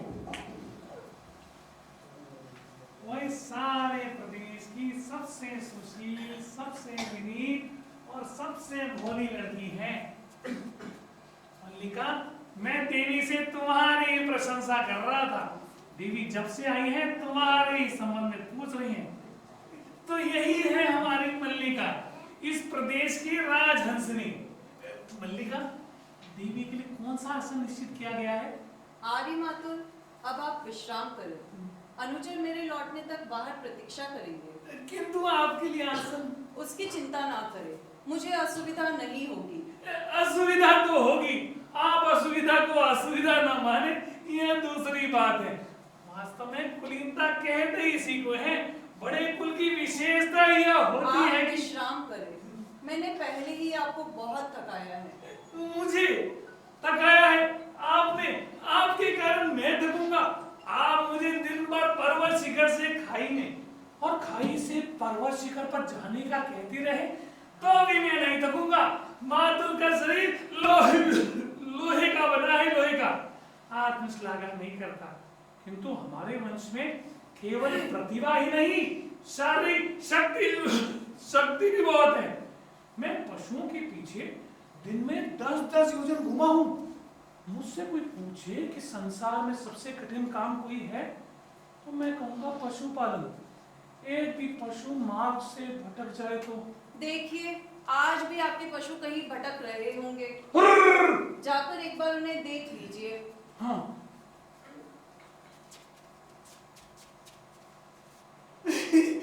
अब मैं पशु देखता हूँ। गुप्त वंश से संबंध और पशुओं की देखरेख मैंने तो अपने पशु वर्षों पहले ही भेज दिए। और सच कहूं उसमें भी मुझे लाभ ही रहा, क्योंकि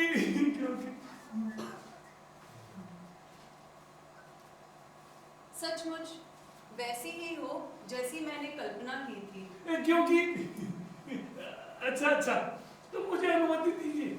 घर में कहीं कुछ बिखरा पड़ा है, कई तरह की व्यवस्थाएं करनी है, तो अनुचर आपकी प्रतीक्षा करेंगे। फिर भी कोई आदेश हो तो कहला दीजिएगा।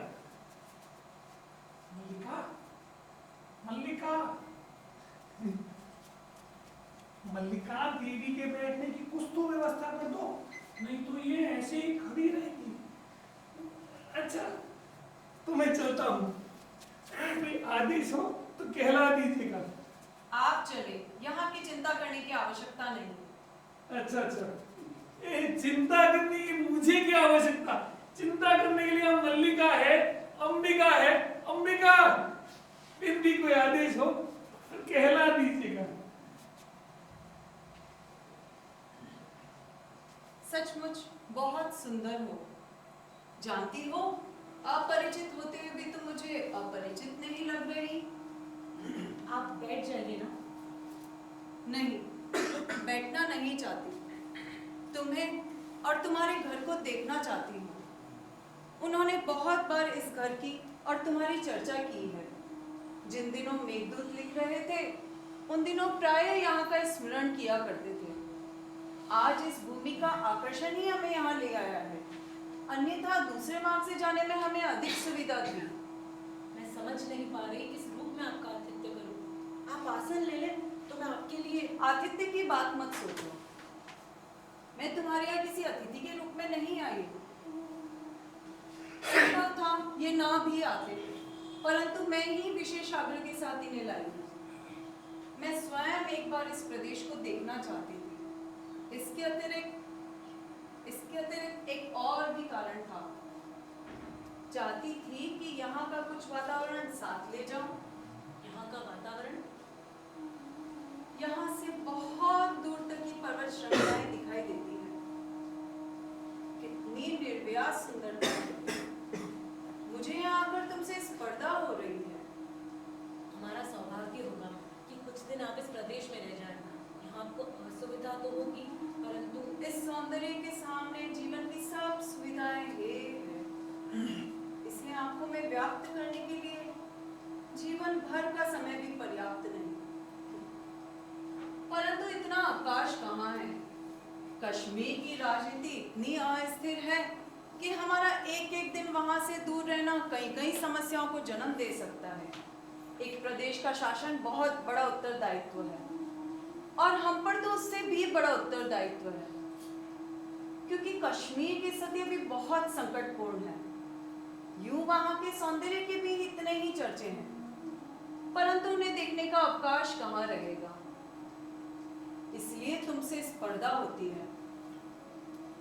सौंदर्य का एक सहज उपभोग हमारे लिए केवल एक सपना है। बैठ जाओ, यहाँ मेरे पास बैठो। मैं दूसरा आसन ले लूंगी।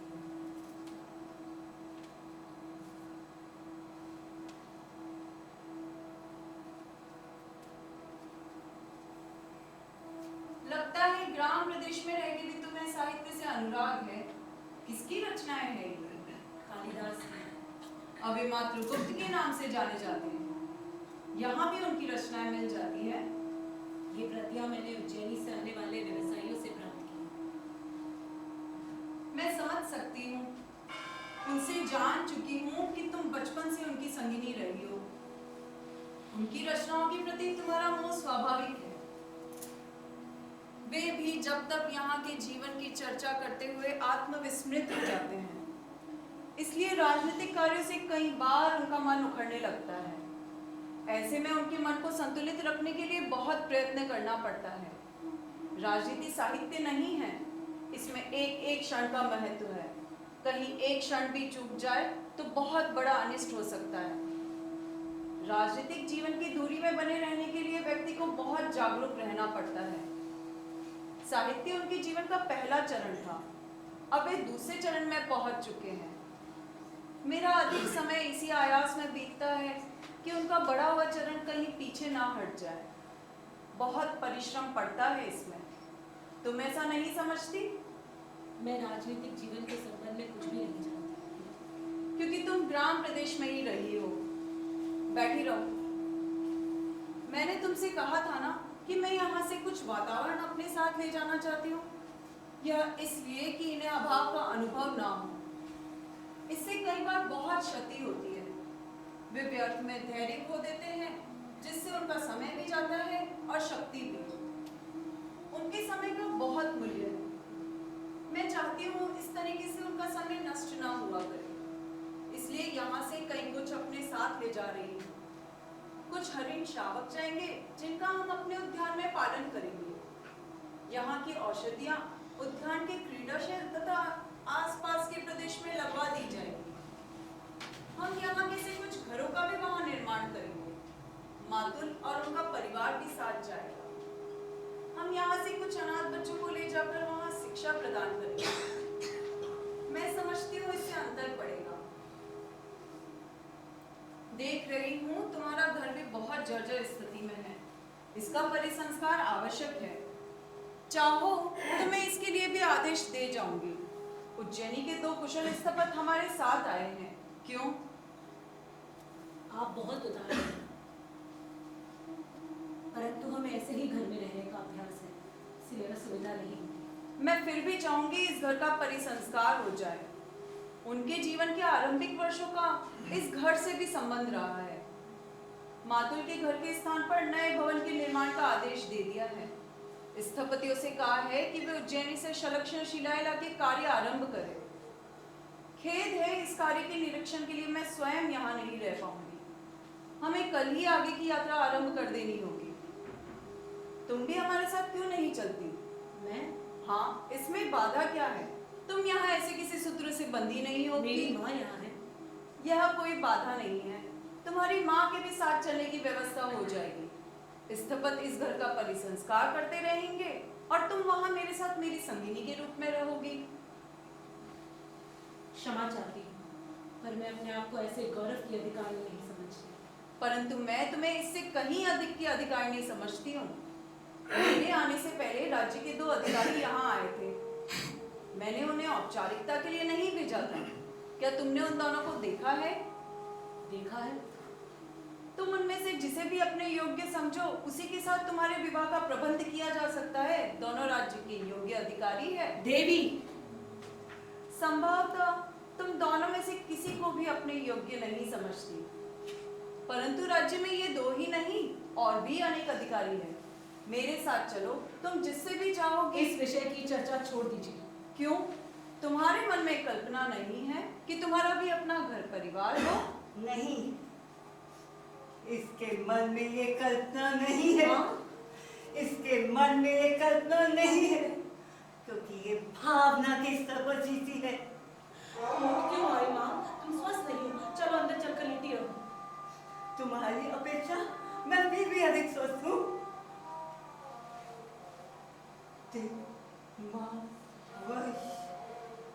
मुझे घुटते हुए बीत गए। मेरे लिए घर घर नहीं, एक काल गुफा है जिसमें मैं हर समय बंद रहती हूँ। और तुम चाहती हो कि मैं किसी से बात भी ना करूं? परंतु माँ, तुम स्वस्थ नहीं हो। तुम्हारी अपेक्षा मैं फिर भी अधिक स्वस्थ हूँ।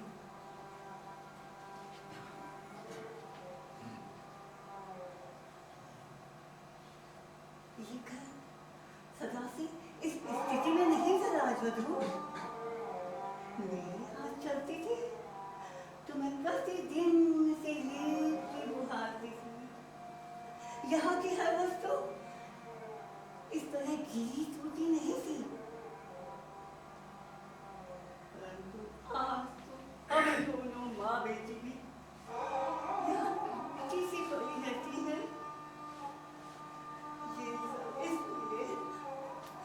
इसलिए मैं देख रही हूँ घर की स्थिति अच्छी नहीं है।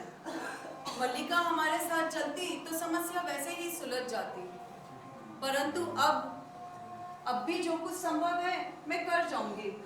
स्थपतियों को आदेश दे जाऊंगी कि वे इस घर को गिराकर इसके स्थान पर। ऐसा मत कीजिए। इस घर को गिराने का आदेश मत दीजिए। मैं तुम्हारी सुविधा के लिए ही कह रही थी। अगर तुम्हें इसमें असुविधा है तो ठीक है, मैं ऐसा आदेश नहीं दूंगी। फिर भी चाहूंगी तुम्हारे लिए कुछ कर सकूं। इस समय और नहीं रुक सकती। कल की यात्रा आरंभ करने से पहले कई आवश्यक कार्य पूरे करने हैं। वैसे तो इस समय भी अवकाश नहीं था, परंतु मैंने आना आवश्यक समझा। वे पर्वत शिखर की ओर घूमने गए हैं, इस बीच मैं इधर चली आई। अच्छा, मैं तुमसे कुछ कहना चाहती थी राजवधु। तुम्हें बताना चाहती थी कि हम लोग मैं आपका फर्ज समझ रही हूँ। अब भी जो सहायता बन पड़ेगी मैं अवश्य करूंगी। इस समय अनुचर बाहर प्रतीक्षा कर रहे हैं, इसलिए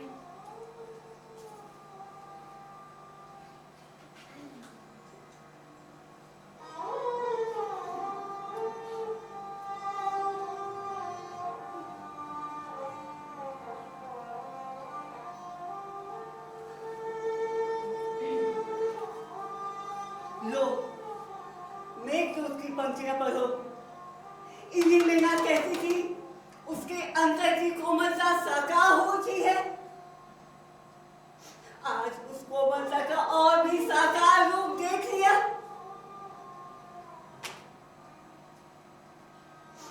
आज वो तुम्हें तुम्हारी भावना का मूल्य देना चाहता है, तो क्यों स्वीकार नहीं कर लेती?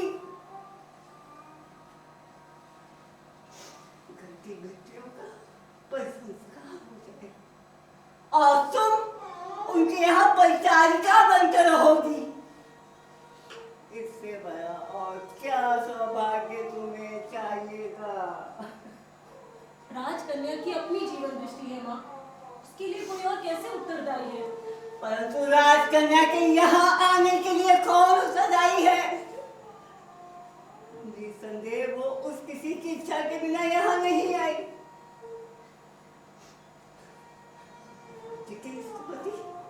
घर की बेटियों का परिसंस्कार कर देंगे।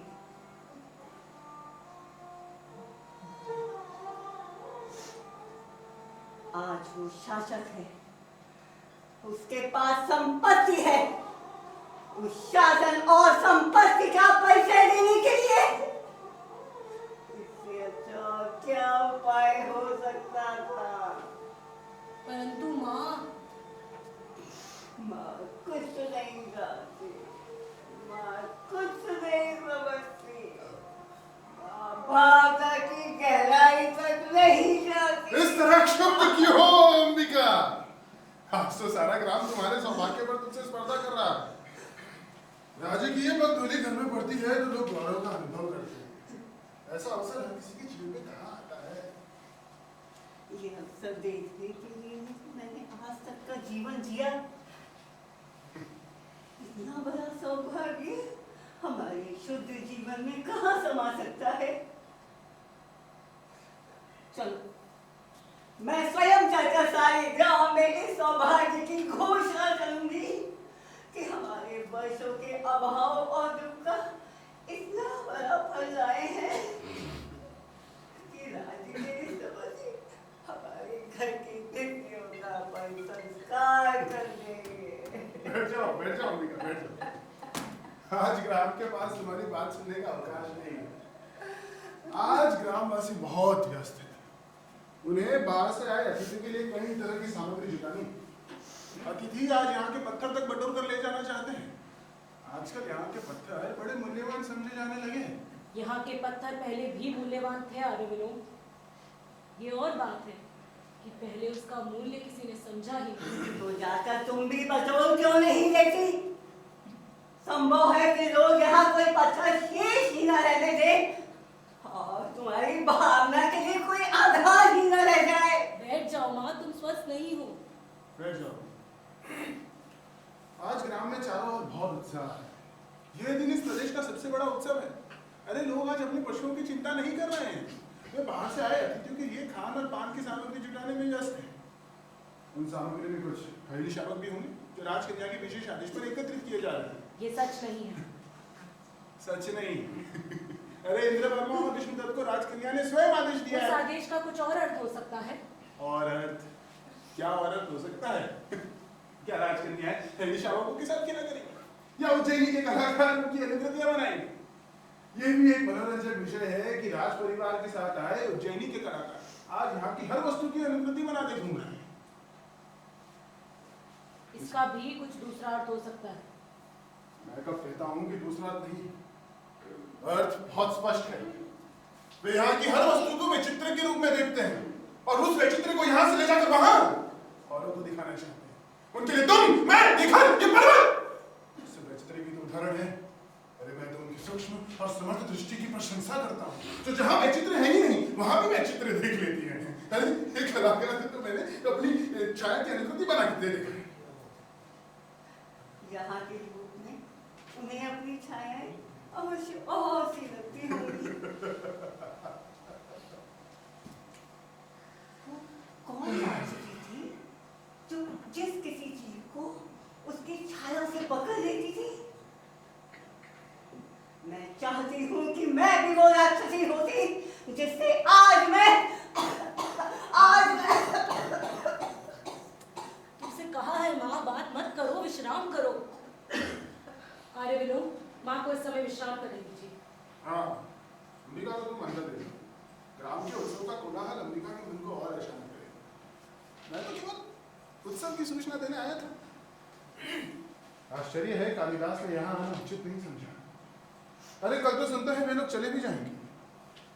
उसने आना उचित नहीं समझा क्योंकि वो जानता है कि अंबिका अभी जीवित है।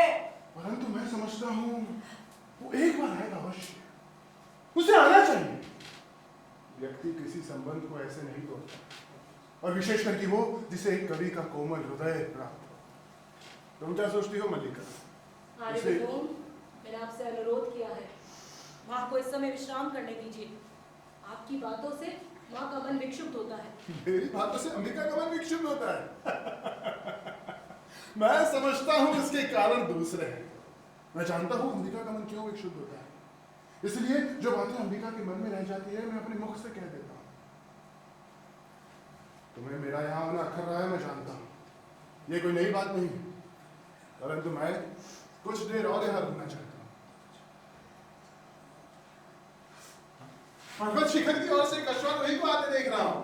संभव है इस बार वो कुछ देर के लिए यहाँ रुकना चाहे, तो मैं भी इससे कुशल से पूछ लूँ। अरे मेरी इससे पुरानी मित्रता जो है। आर्य विलोम, उस स्थिति में आपका यहाँ होना किसी भी दृष्टि में उचित नहीं है। आप उनसे मिलना चाहे उसके लिए यही एक स्थान नहीं है। ये स्थान क्या होता है? जिस दिन वो यहाँ से गया था हमारी भेंट इसी घर में हुई थी। वर्षों के बाद उसी स्थान पर मिलने से अंतराल का अनुभव नहीं होगा। आर्य विलोम, मैं आपसे अनुरोध कर रही हूँ, आप यहाँ रुकने का हट ना करें।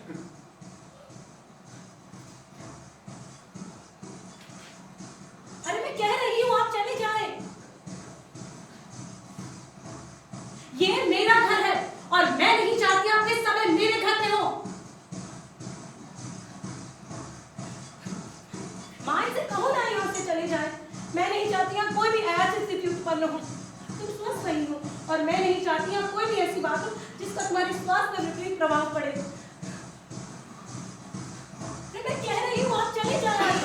आप नहीं जानते कि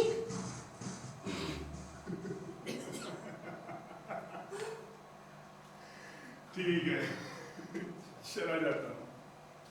मैं नहीं चाहता कि मेरे कारण यहाँ कोई अयाचित स्थिति उत्पन्न हो, परंतु क्या अयाचित स्थिति उत्पन्न हो जाती? क्यों अंबिका, मेरे यहाँ रहने से क्या अयाचित स्थिति उत्पन्न हो सकती थी? मैं जानती थी, आज नहीं तब से ही जानती थी। वो आता तो मुझे आश्चर्य होगा। अब मुझे आश्चर्य नहीं है, कोई आश्चर्य नहीं है। तो चलता है कि मैं उसके संबंध में ठीक सोचती थी। जीवनी भावना, कोमल भावना, बहुत बहुत कोमल भावना।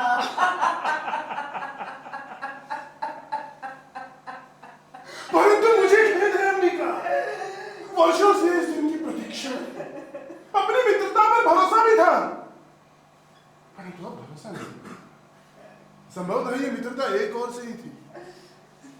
उसने कभी हमें अपनी मित्रता की योग्य ही नहीं समझा। फिर समान की समान से मित्रता होती है। आर्य विलोम, मैं आपसे फिर अनुरोध कर रही हूँ, आप यहाँ से चले जाएं, अन्यथा वास्तव में यहाँ एक अयाचित स्थिति उत्पन्न हो जाएगी। ऐसा? तब तो मुझे अवश्य ही चले जाना चाहिए। अच्छा अंबिका, मुझे तुम्हारे स्वास्थ्य की बड़ी चिंता रहती है। जहां तक संभव हो घृत और मधु का सेवन करो। मैंने अभी अभी नया मधु निकाला है, तुम चाहो तो मैं तुम्हारे हमें लिए। मधु की आवश्यकता नहीं है। हमारे घर में मधु पर्याप्त मात्रा में है। ऐसा? अच्छा अंबिका, अच्छा।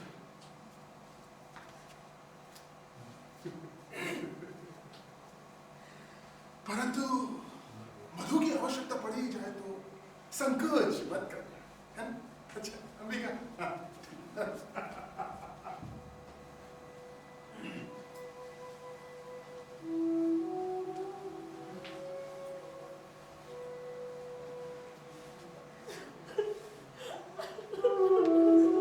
मलिका,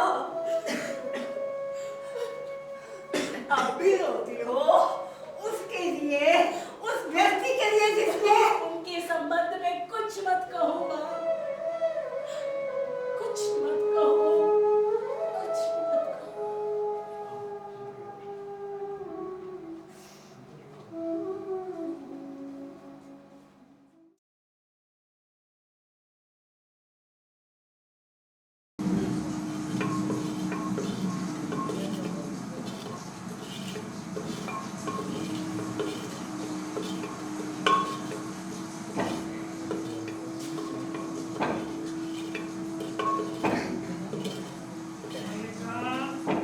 कौन है? मल्लिका, मैं हूँ मातुल। अरे माधुर, आप इस वर्षा में? देखो वर्षा ने मातुल की क्या दुर्गति कर दी। वर्षा में बसने के लिए तुम्हारे घर के सिवा शरण न थी। सोचा जो हो मातुल के लिए आज भी तुम वही मल्लिका हो। ये आषाढ़ की वर्षा तो मेरे काल हो रही है। पहले जब दो पैरों पे चल लेता था तो मैंने कभी भारी से भारी वर्षा की चिंता नहीं की। परंतु अब यह स्थिति है कि बैसाखी आगे रखता हूँ तो पैर पीछे फिसल जाता है, और पैर आगे रखता हूँ तो बैसाखी पीछे फिसल जाती है। यह जानता कि राजप्रसाद में रहकर पांव तोड़ बैठूंगा तो कभी ग्राम छोड़कर न जाता। और पीछे से मेरा घर भी इन लोगों ने ऐसा कर दिया है कि कहीं पैर टिकता ही नहीं। इन चिकने शिलाखंडों से तो वो मिट्टी ही अच्छी थी जो पैर को पकड़ती तो थी। मैं तो घर के रहते बेघर हो रहा हूँ, ना बाहर रहते बनता है ना अंदर।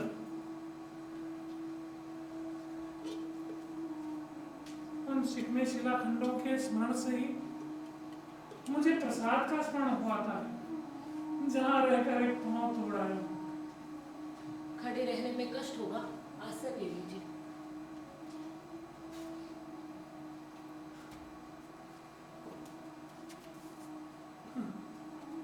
मुझसे कोई पूछे तो मैं कहूँगा राजप्रसाद में रहने से कष्टकर स्थिति संसार में हो ही नहीं सकती। आप आगे देखते हैं तो प्रतिहारी जा रहे हैं, आप पीछे देखते हैं तो प्रतिहारी आ रहे हैं। सच कहता हूँ, मुझे कभी पता ही नहीं चल पाया कि मैं प्रतिहारियों के पीछे चल रहा हूँ या प्रतिहारी मेरे पीछे चल रहे हैं। और इससे भी कष्टकर स्थिति यह थी कि जिन व्यक्तियों को देखकर मेरा आगे से सिर झुकाने का मन करता था वो मेरे आगे सिर झुका देते।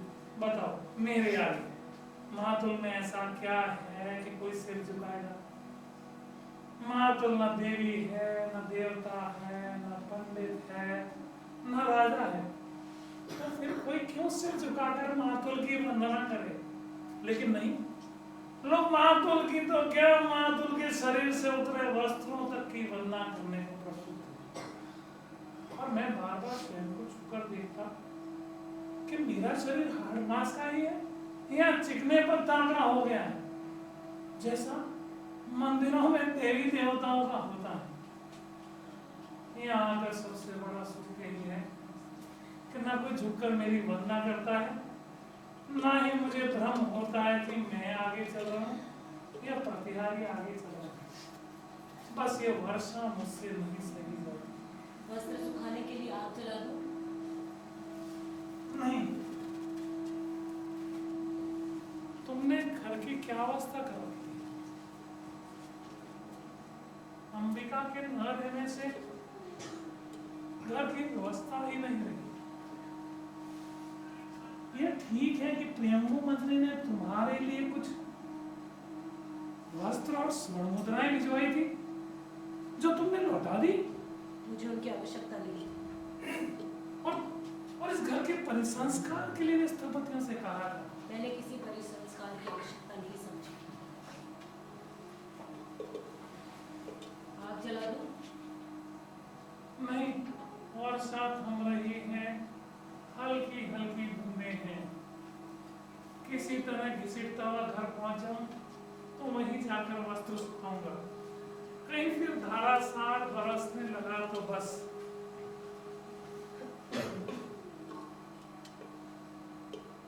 तुमने कश्मीर का समाचार सुना है?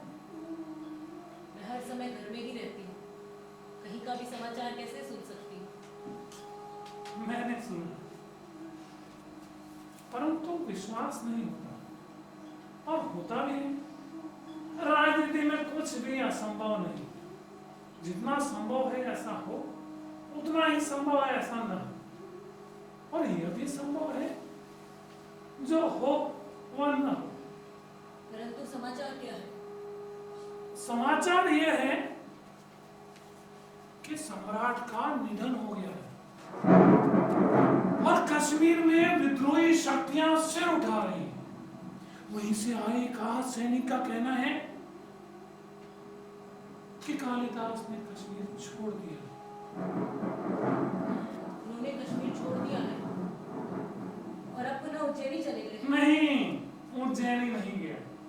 वहां के लोगों का तो कहना है कि उसने संन्यास ले लिया और काशी चला गया।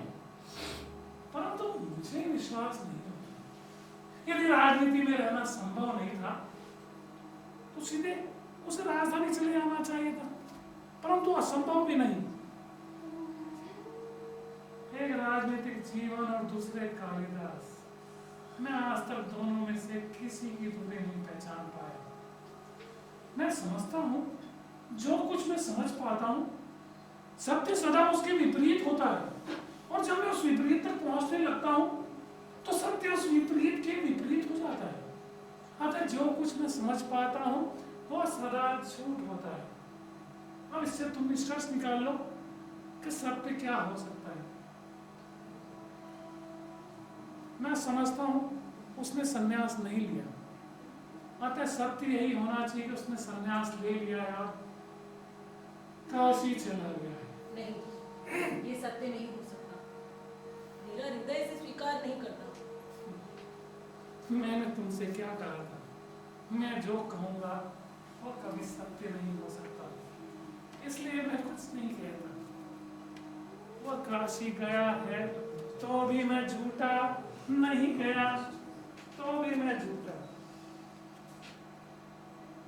ये तो ठीक है।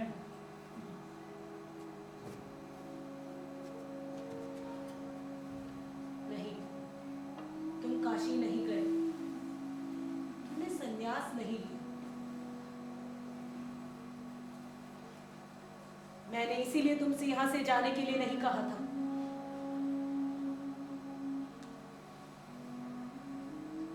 इसीलिए भी नहीं कहा था कि तुम जाकर कहीं का शासन भार संभालो। फिर भी जब तुमने ऐसा किया, मैंने तुम्हें शुभकामनाएं दी। यद्यपि प्रत्यक्ष तुमने वे शुभकामनाएं ग्रहण नहीं की। मैं यद्यपि तुम्हारे जीवन में नहीं रही, परंतु तुम मेरे जीवन में सदा बने रहे हो।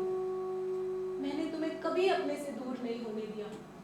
तुम रचना करते रहे और मैं समझती रही कि मैं सार्थक हूँ, मेरे जीवन की भी कुछ उपलब्धि है। और आज तुम मेरे जीवन को इस तरह निरर्थक कर दोगे?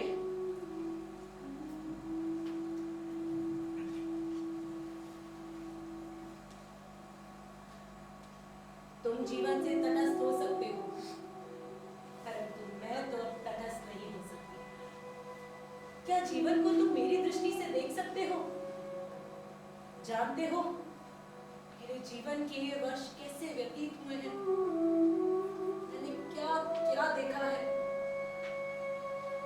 क्या से क्या हुई। इस जीव को देखते हो, पहचान सकते हो? ये मल्लिका है जो धीरे धीरे बड़ी हो रही है। माँ के स्थान पर अब मैं इसकी देखभाल करती हूँ।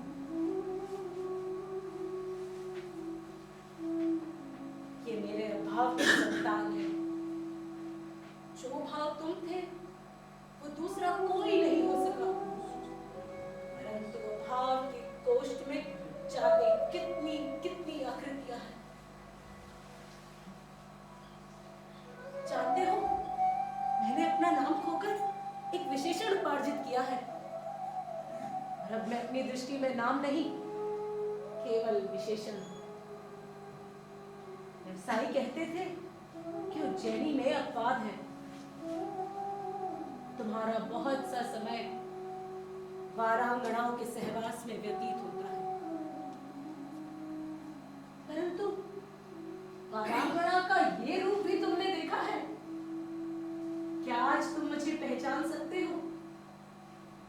मैं आज भी उसी तरह पर्वत शिखर पर जाकर मेघमालाओं को देखती हूँ, उसी तरह ऋतुसंहार और मेघदूत की पंक्तियां पढ़ती हूँ। मैंने अपने भाव के कोष्ठ को रिक्त नहीं होने दिया, परंतु मेरे अभाव की पीड़ा का अनुमान लगा सकते हो? नहीं, तुम अनुमान नहीं लगा सकते। तुमने लिखा था कि एक दोष गुणों के समूह में उसी तरह छिप जाता है जैसे चांद की किरणों में कलंक, परंतु दारिद्र्य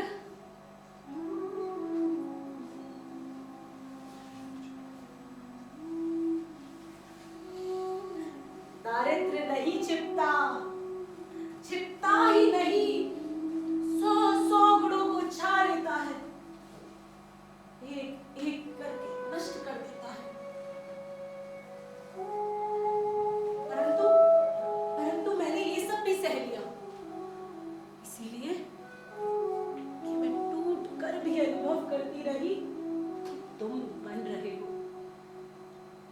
और आज ये सुन रही हूँ कि तुम सब कुछ छोड़कर संन्यास ले रहे हो, तटस्थ हो रहे हो, उदासीन।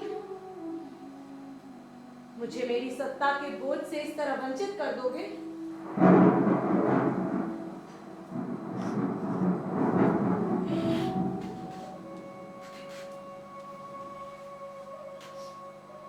वही आषाढ़ का दिन है, उसी तरह मेघ गरज रहे हैं, वैसी ही वर्षा हो रही है।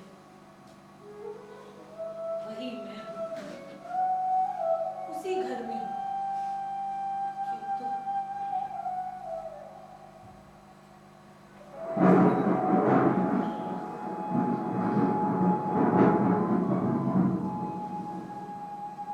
संभवतः पहचानती नहीं हूँ,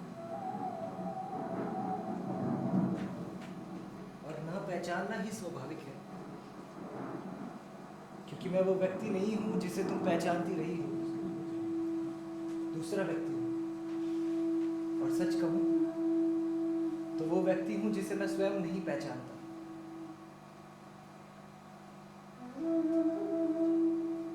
तुम इस तरह झट से क्यों खड़ी हो? मुझे देखकर बहुत आश्चर्य हुआ। आश्चर्य?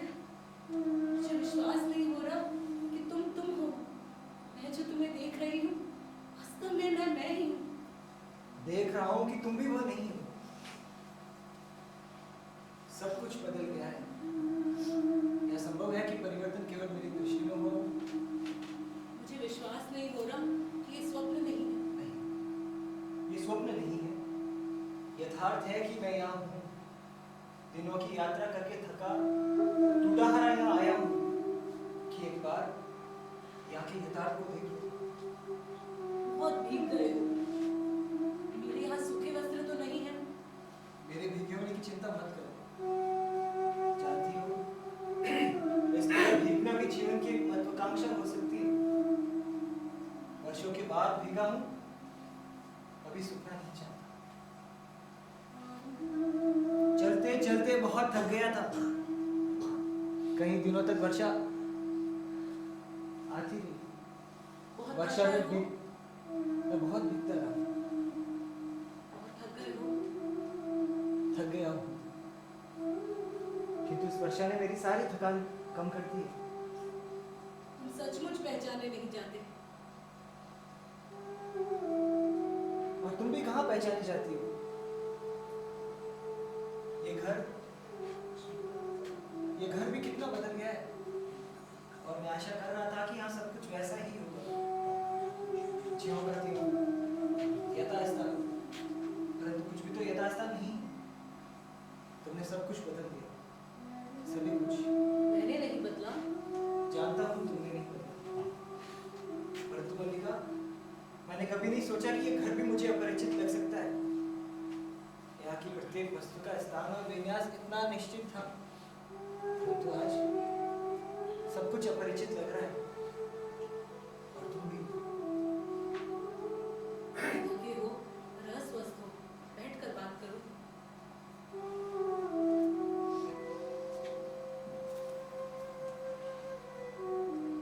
बहुत दिन इधर उधर भटकने के बाद आज यहाँ आया हूँ।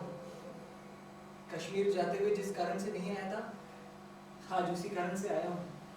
आर्य मातुल से आज ही पता चला कि तुमने कश्मीर छोड़ दिया है। हाँ, मैंने कश्मीर छोड़ दिया, क्योंकि सत्ता और प्रभुता का वो छूट गया है। आज मैं उन सबसे मुक्त हूँ जो वर्षों से मुझे कसते रहे हैं। कश्मीर में लोग समझते हैं कि मैंने संन्यास ले लिया, परंतु मैंने संन्यास नहीं लिया। मैं तो केवल मात्र गुप्त के क्लेवर से मुक्त हुआ हूँ, जिससे पुनः कालिदास के क्लेवर में जी सकूं। एक आकर्षण सदा मुझे उस सूत्र की ओर खींचता रहा, जिसे तोड़कर मैं यहाँ से गया था। यहाँ की प्रत्येक वस्तु में जो आत्मीयता थी, वो यहाँ से जाकर मुझे कहीं नहीं मिली। मुझे आज भी यहाँ की प्रत्येक वस्तु के रूप और आकार का स्मरण है।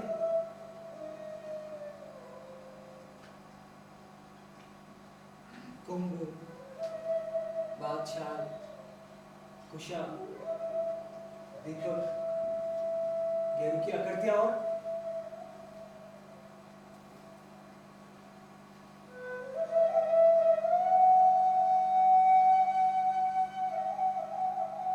तुम्हारी आंखें।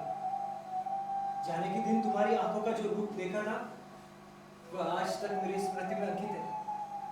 और मैं खुद को विश्वास दिलाता रहा कि मैं जब भी यहाँ से निकलकर आऊं तो यहाँ सब कुछ वैसा ही होगा। द्वार बंद रहने दो। तुम जो बात कर रहे थे करते जाओ। देख तो लो कौन है। वर्षा का दिन है, कोई भी हो सकता है। तुम बात करते रहो, चला। द्वार खोलो।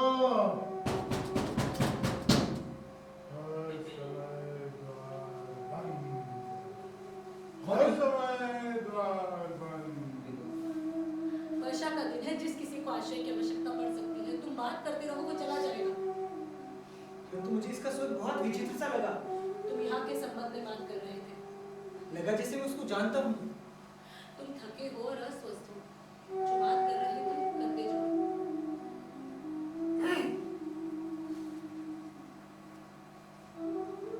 मैंने बहुत बार अपने संबंध में सोचा है मल्लिका, और हर बार इस निष्कर्ष पर पहुंचा हूं कि अंबिका ठीक कहती थी।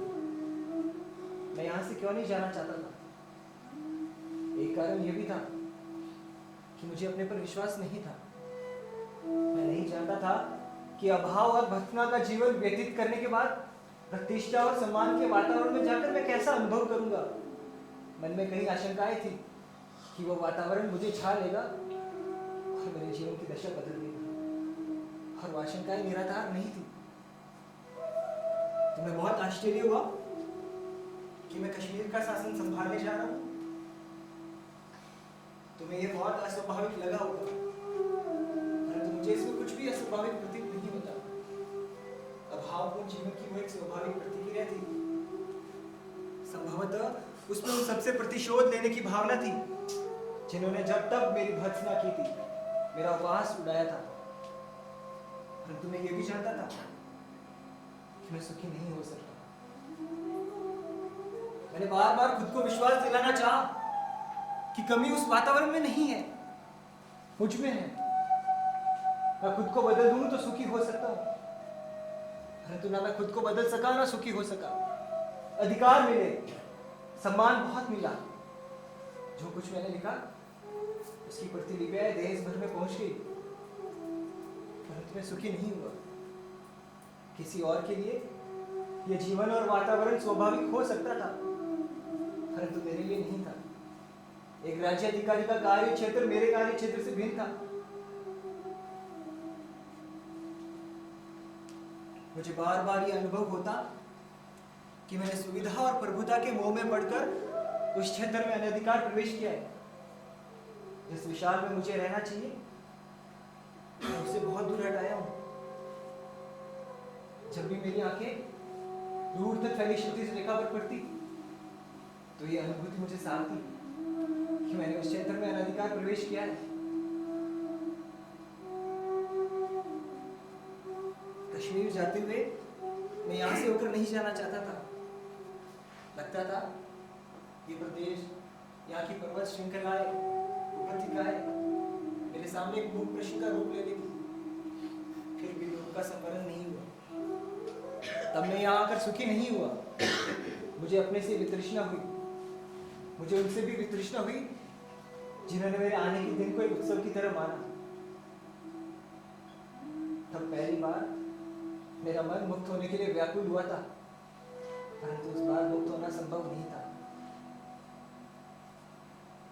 मैं तब तुमसे मिलने नहीं आया। मुझे भय था तुम्हारी आंखें मेरे अस्थिर मन को और अस्थिर कर देंगी। मैं इससे बचना चाहता था। इसका कुछ भी परिणाम हो सकता था। मैं जानता था कि दूसरे तुमसे क्या कहेंगे, फिर भी इस संबंध में निश्चित था कि तुम्हारे मन में ऐसा कोई भाव नहीं आएगा। और मेरी आशा लिए यहाँ से चला गया कि एक कल ऐसा आएगा जब मैं तुम्हें सब कुछ बता सकूंगा, तुम्हें अपने मन के द्वंद्वों का विश्वास दिला सकूंगा। परंतु ये नहीं सोचा कि द्वंद्व एक ही व्यक्ति तक सीमित नहीं होते, परिवर्तन एक ही दिशा को व्याप्त नहीं करता। इसीलिए आज यहां आकर बहुत व्यर्थता का बोध हो रहा है। लोग सोचते हैं कि मैंने उस जीवन और वातावरण में रहकर बहुत कुछ लिखा है, परंतु मैं जानता हूं कि मैंने वहां रहकर कुछ नहीं लिखा। जो कुछ लिखा है वो मेरे यहाँ के जीवन का ही समझेगा। कुमार संभव की पृष्ठभूमि ये हिमालय है और तपस्विनी उमा तुम हो। मेघदूत में यक्ष की पीड़ा मेरी पीड़ा है और विरह विमर्दिता यक्षी तुम हो। यदि भी मैंने स्वयं यहाँ और तुम्हें नगरी में देखने की कल्पना की, जब लिखने चाहा तो तुम्हारे और अपने जीवन के इतिहास को फिर दोहराया, और जब इससे हटकर लिखना चाहा तो रचनाएं प्राणवान नहीं बन सकी। रघुवंश में अज का विलाप मेरी ही वेदना की अभिव्यक्ति है, और मैं चाहता कि तुम ये सब कुछ पढ़ पाती, परंतु सूत्र कुछ इस तरह टूटेगी। सूत्र कभी नहीं टूटा।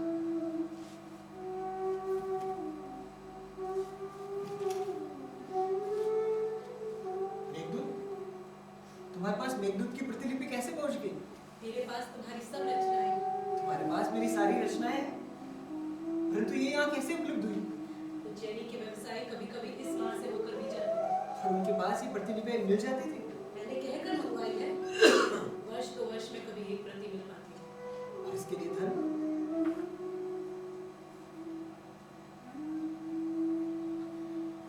वर्ष 2 वर्ष में कभी एक प्रति मिल पाती थी। धन एकत्रित करने के लिए बहुत समय रहता था। जो अभाव वर्षों से मुझे सालते रहे हैं वे आज और बड़े प्रतीत होते हैं मल्लिका। मुझे वर्षों पहले यहाँ लौट आना चाहिए था, ताकि यहाँ की वर्षा में भीगता और भीग कर लिखता वो सब कुछ जो अब तक नहीं लिख पाया, जो आषाढ़ के मेघों की तरह मेरे अंदर उमड़ रहे हैं परंतु बरस नहीं पाते, क्योंकि उन्हें ऋतु नहीं मिलती, उन्हें वायु नहीं मिलती।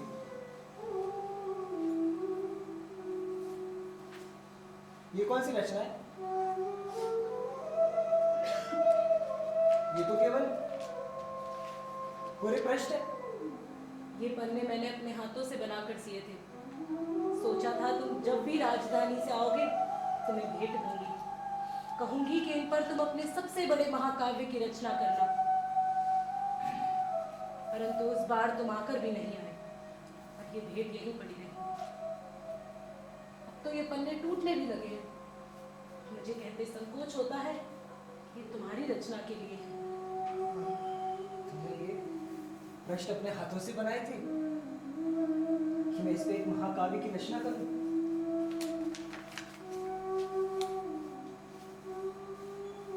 स्थान स्थान पर इन पर पानी की बूंदें पड़ी है, जो निसंदेह वर्षा की बूंदें नहीं है। लगता है तुम्हारी आंखों ने इन कोरे प्रश्नों पर बहुत कुछ लिखा है, और तुम्हारी आंखों में ही नहीं, स्थान स्थान पर ये प्रश्न श्वेत कणों से मैले हैं। स्थान स्थान पर फूलों की सूखी पत्तियों ने अपने रंग उन पे छोड़े हैं, और कहीं स्थान पर तुम्हारे नखों ने इन्हें छीला है, तुम्हारे दांतों ने इन्हें काटा है। और इसके अतिरिक्त ये ग्रीष्म की धूप के हल्के गहरे रंग, ये हेमंत की पत्र धूली, और इस घर की सीलन। अभी पृष्ठ कोरे कहाँ है मल्लिका? इन पे एक महाकाव्य की रचना हो चुकी है, अनंत सर्गों के महाकाव्य की। अब इन पे नया क्या कुछ लिखा जा सकता है?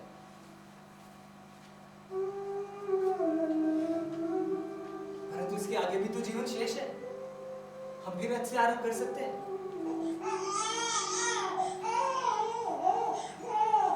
मल्लिका, ये किसके रोने का शब्द है? ये मेरा वर्तमान है।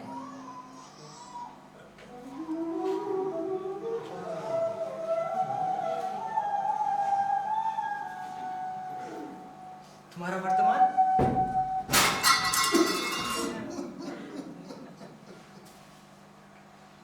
भीगे दिनों में फिसल कर गिरे और गिरे सीधा खाई में। कितनी बार कहा है भैया विलोम कि इतने ऊंचे मत चढ़ा करो, परंतु नहीं, भैया विलोम कहाँ किसी की सुनने वाले हैं। पहले आए दो द्वार बंद, लौट कर गए और फिसल कर गए। फिर आए दो द्वार बंद, वापस लौट कर जाते न जाने क्या होगा। आज का दिन ही ऐसा है।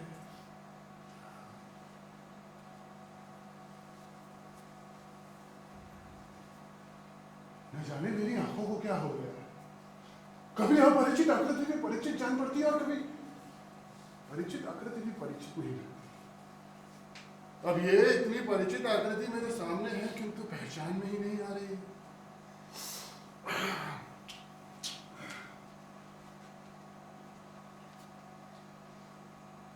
आकृति जानी हुई है किंतु व्यक्ति नया सा लगता है। क्या बंधु, तुम मुझे पहचानते हो? आकृति बहुत बदल गई है, परंतु व्यक्ति आज भी वही है। शब्द भी परिचित है, स्वर भी। तुम हो? तुम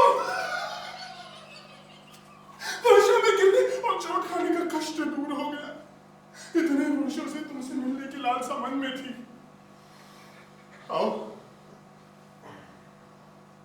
गले नहीं मिलोगे? मेरा शरीर मैला है इसलिए, या मुझे से घृणा है? तुम चाहे कुछ भी कर लो, परंतु मेरा तुम्हारा संबंध ऐसे नहीं टूट सकता। तुम्हें याद है तुमने कहा था कि हम एक दूसरे के बहुत निकट पड़ते हैं? कहा था कि नहीं?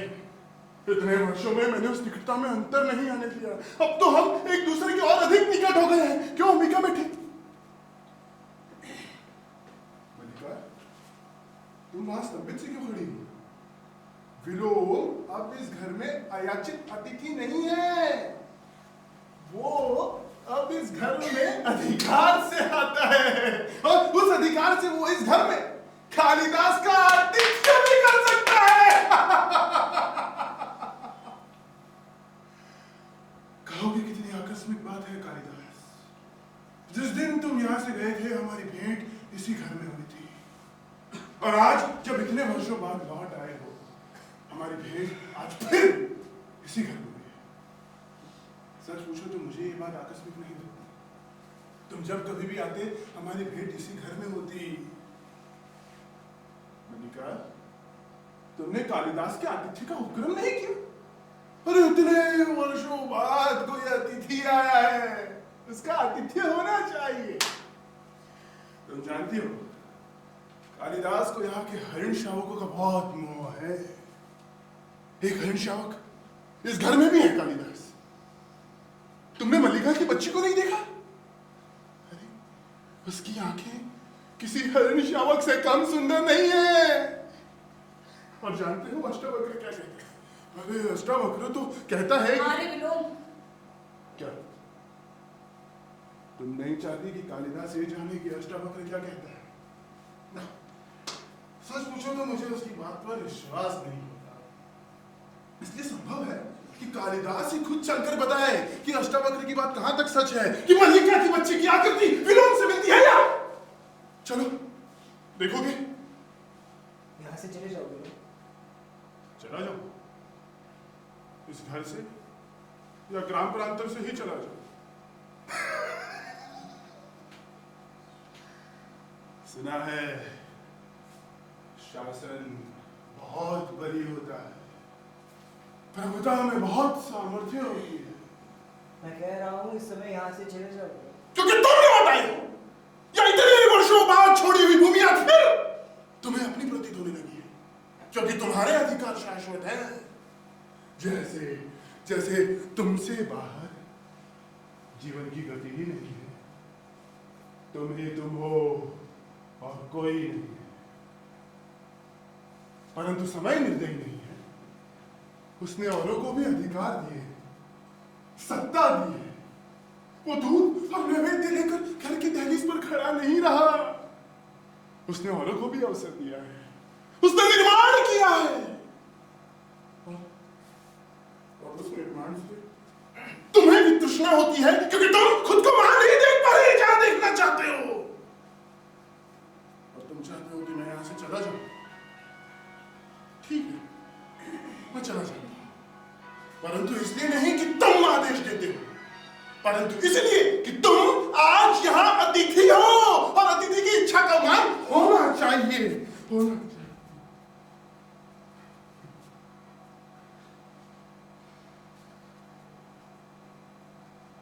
देखना मल्लिका, कालिदास के आतिथ्य में कोई कमी ना रह जाए।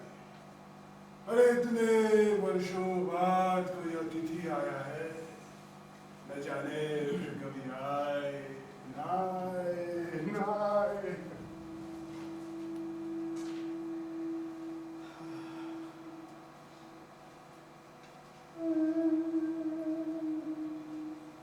क्या सोच रहे हो?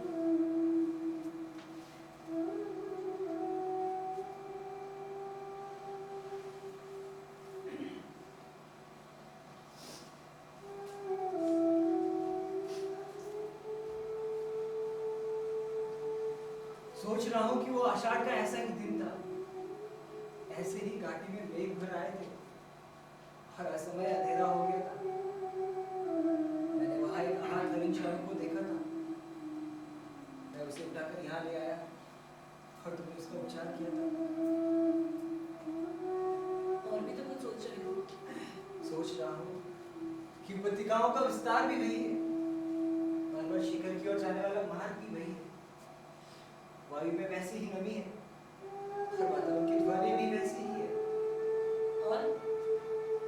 स्वर की वही चेतना है जिसमें कंपन होता है, वही हृदय है जिसमें आवेश जागता है। परंतु परंतु ये पूरे प्रश्नों का महाकाव्य तब नहीं लिखा गया था। तुम फिर ऐसे आरंभ की बात कह रहे थे। हाँ, मैं कह रहा था कि मैं आज से आरंभ करना चाहता हूँ, परंतु देख रहा हूँ कि ये केवल समय का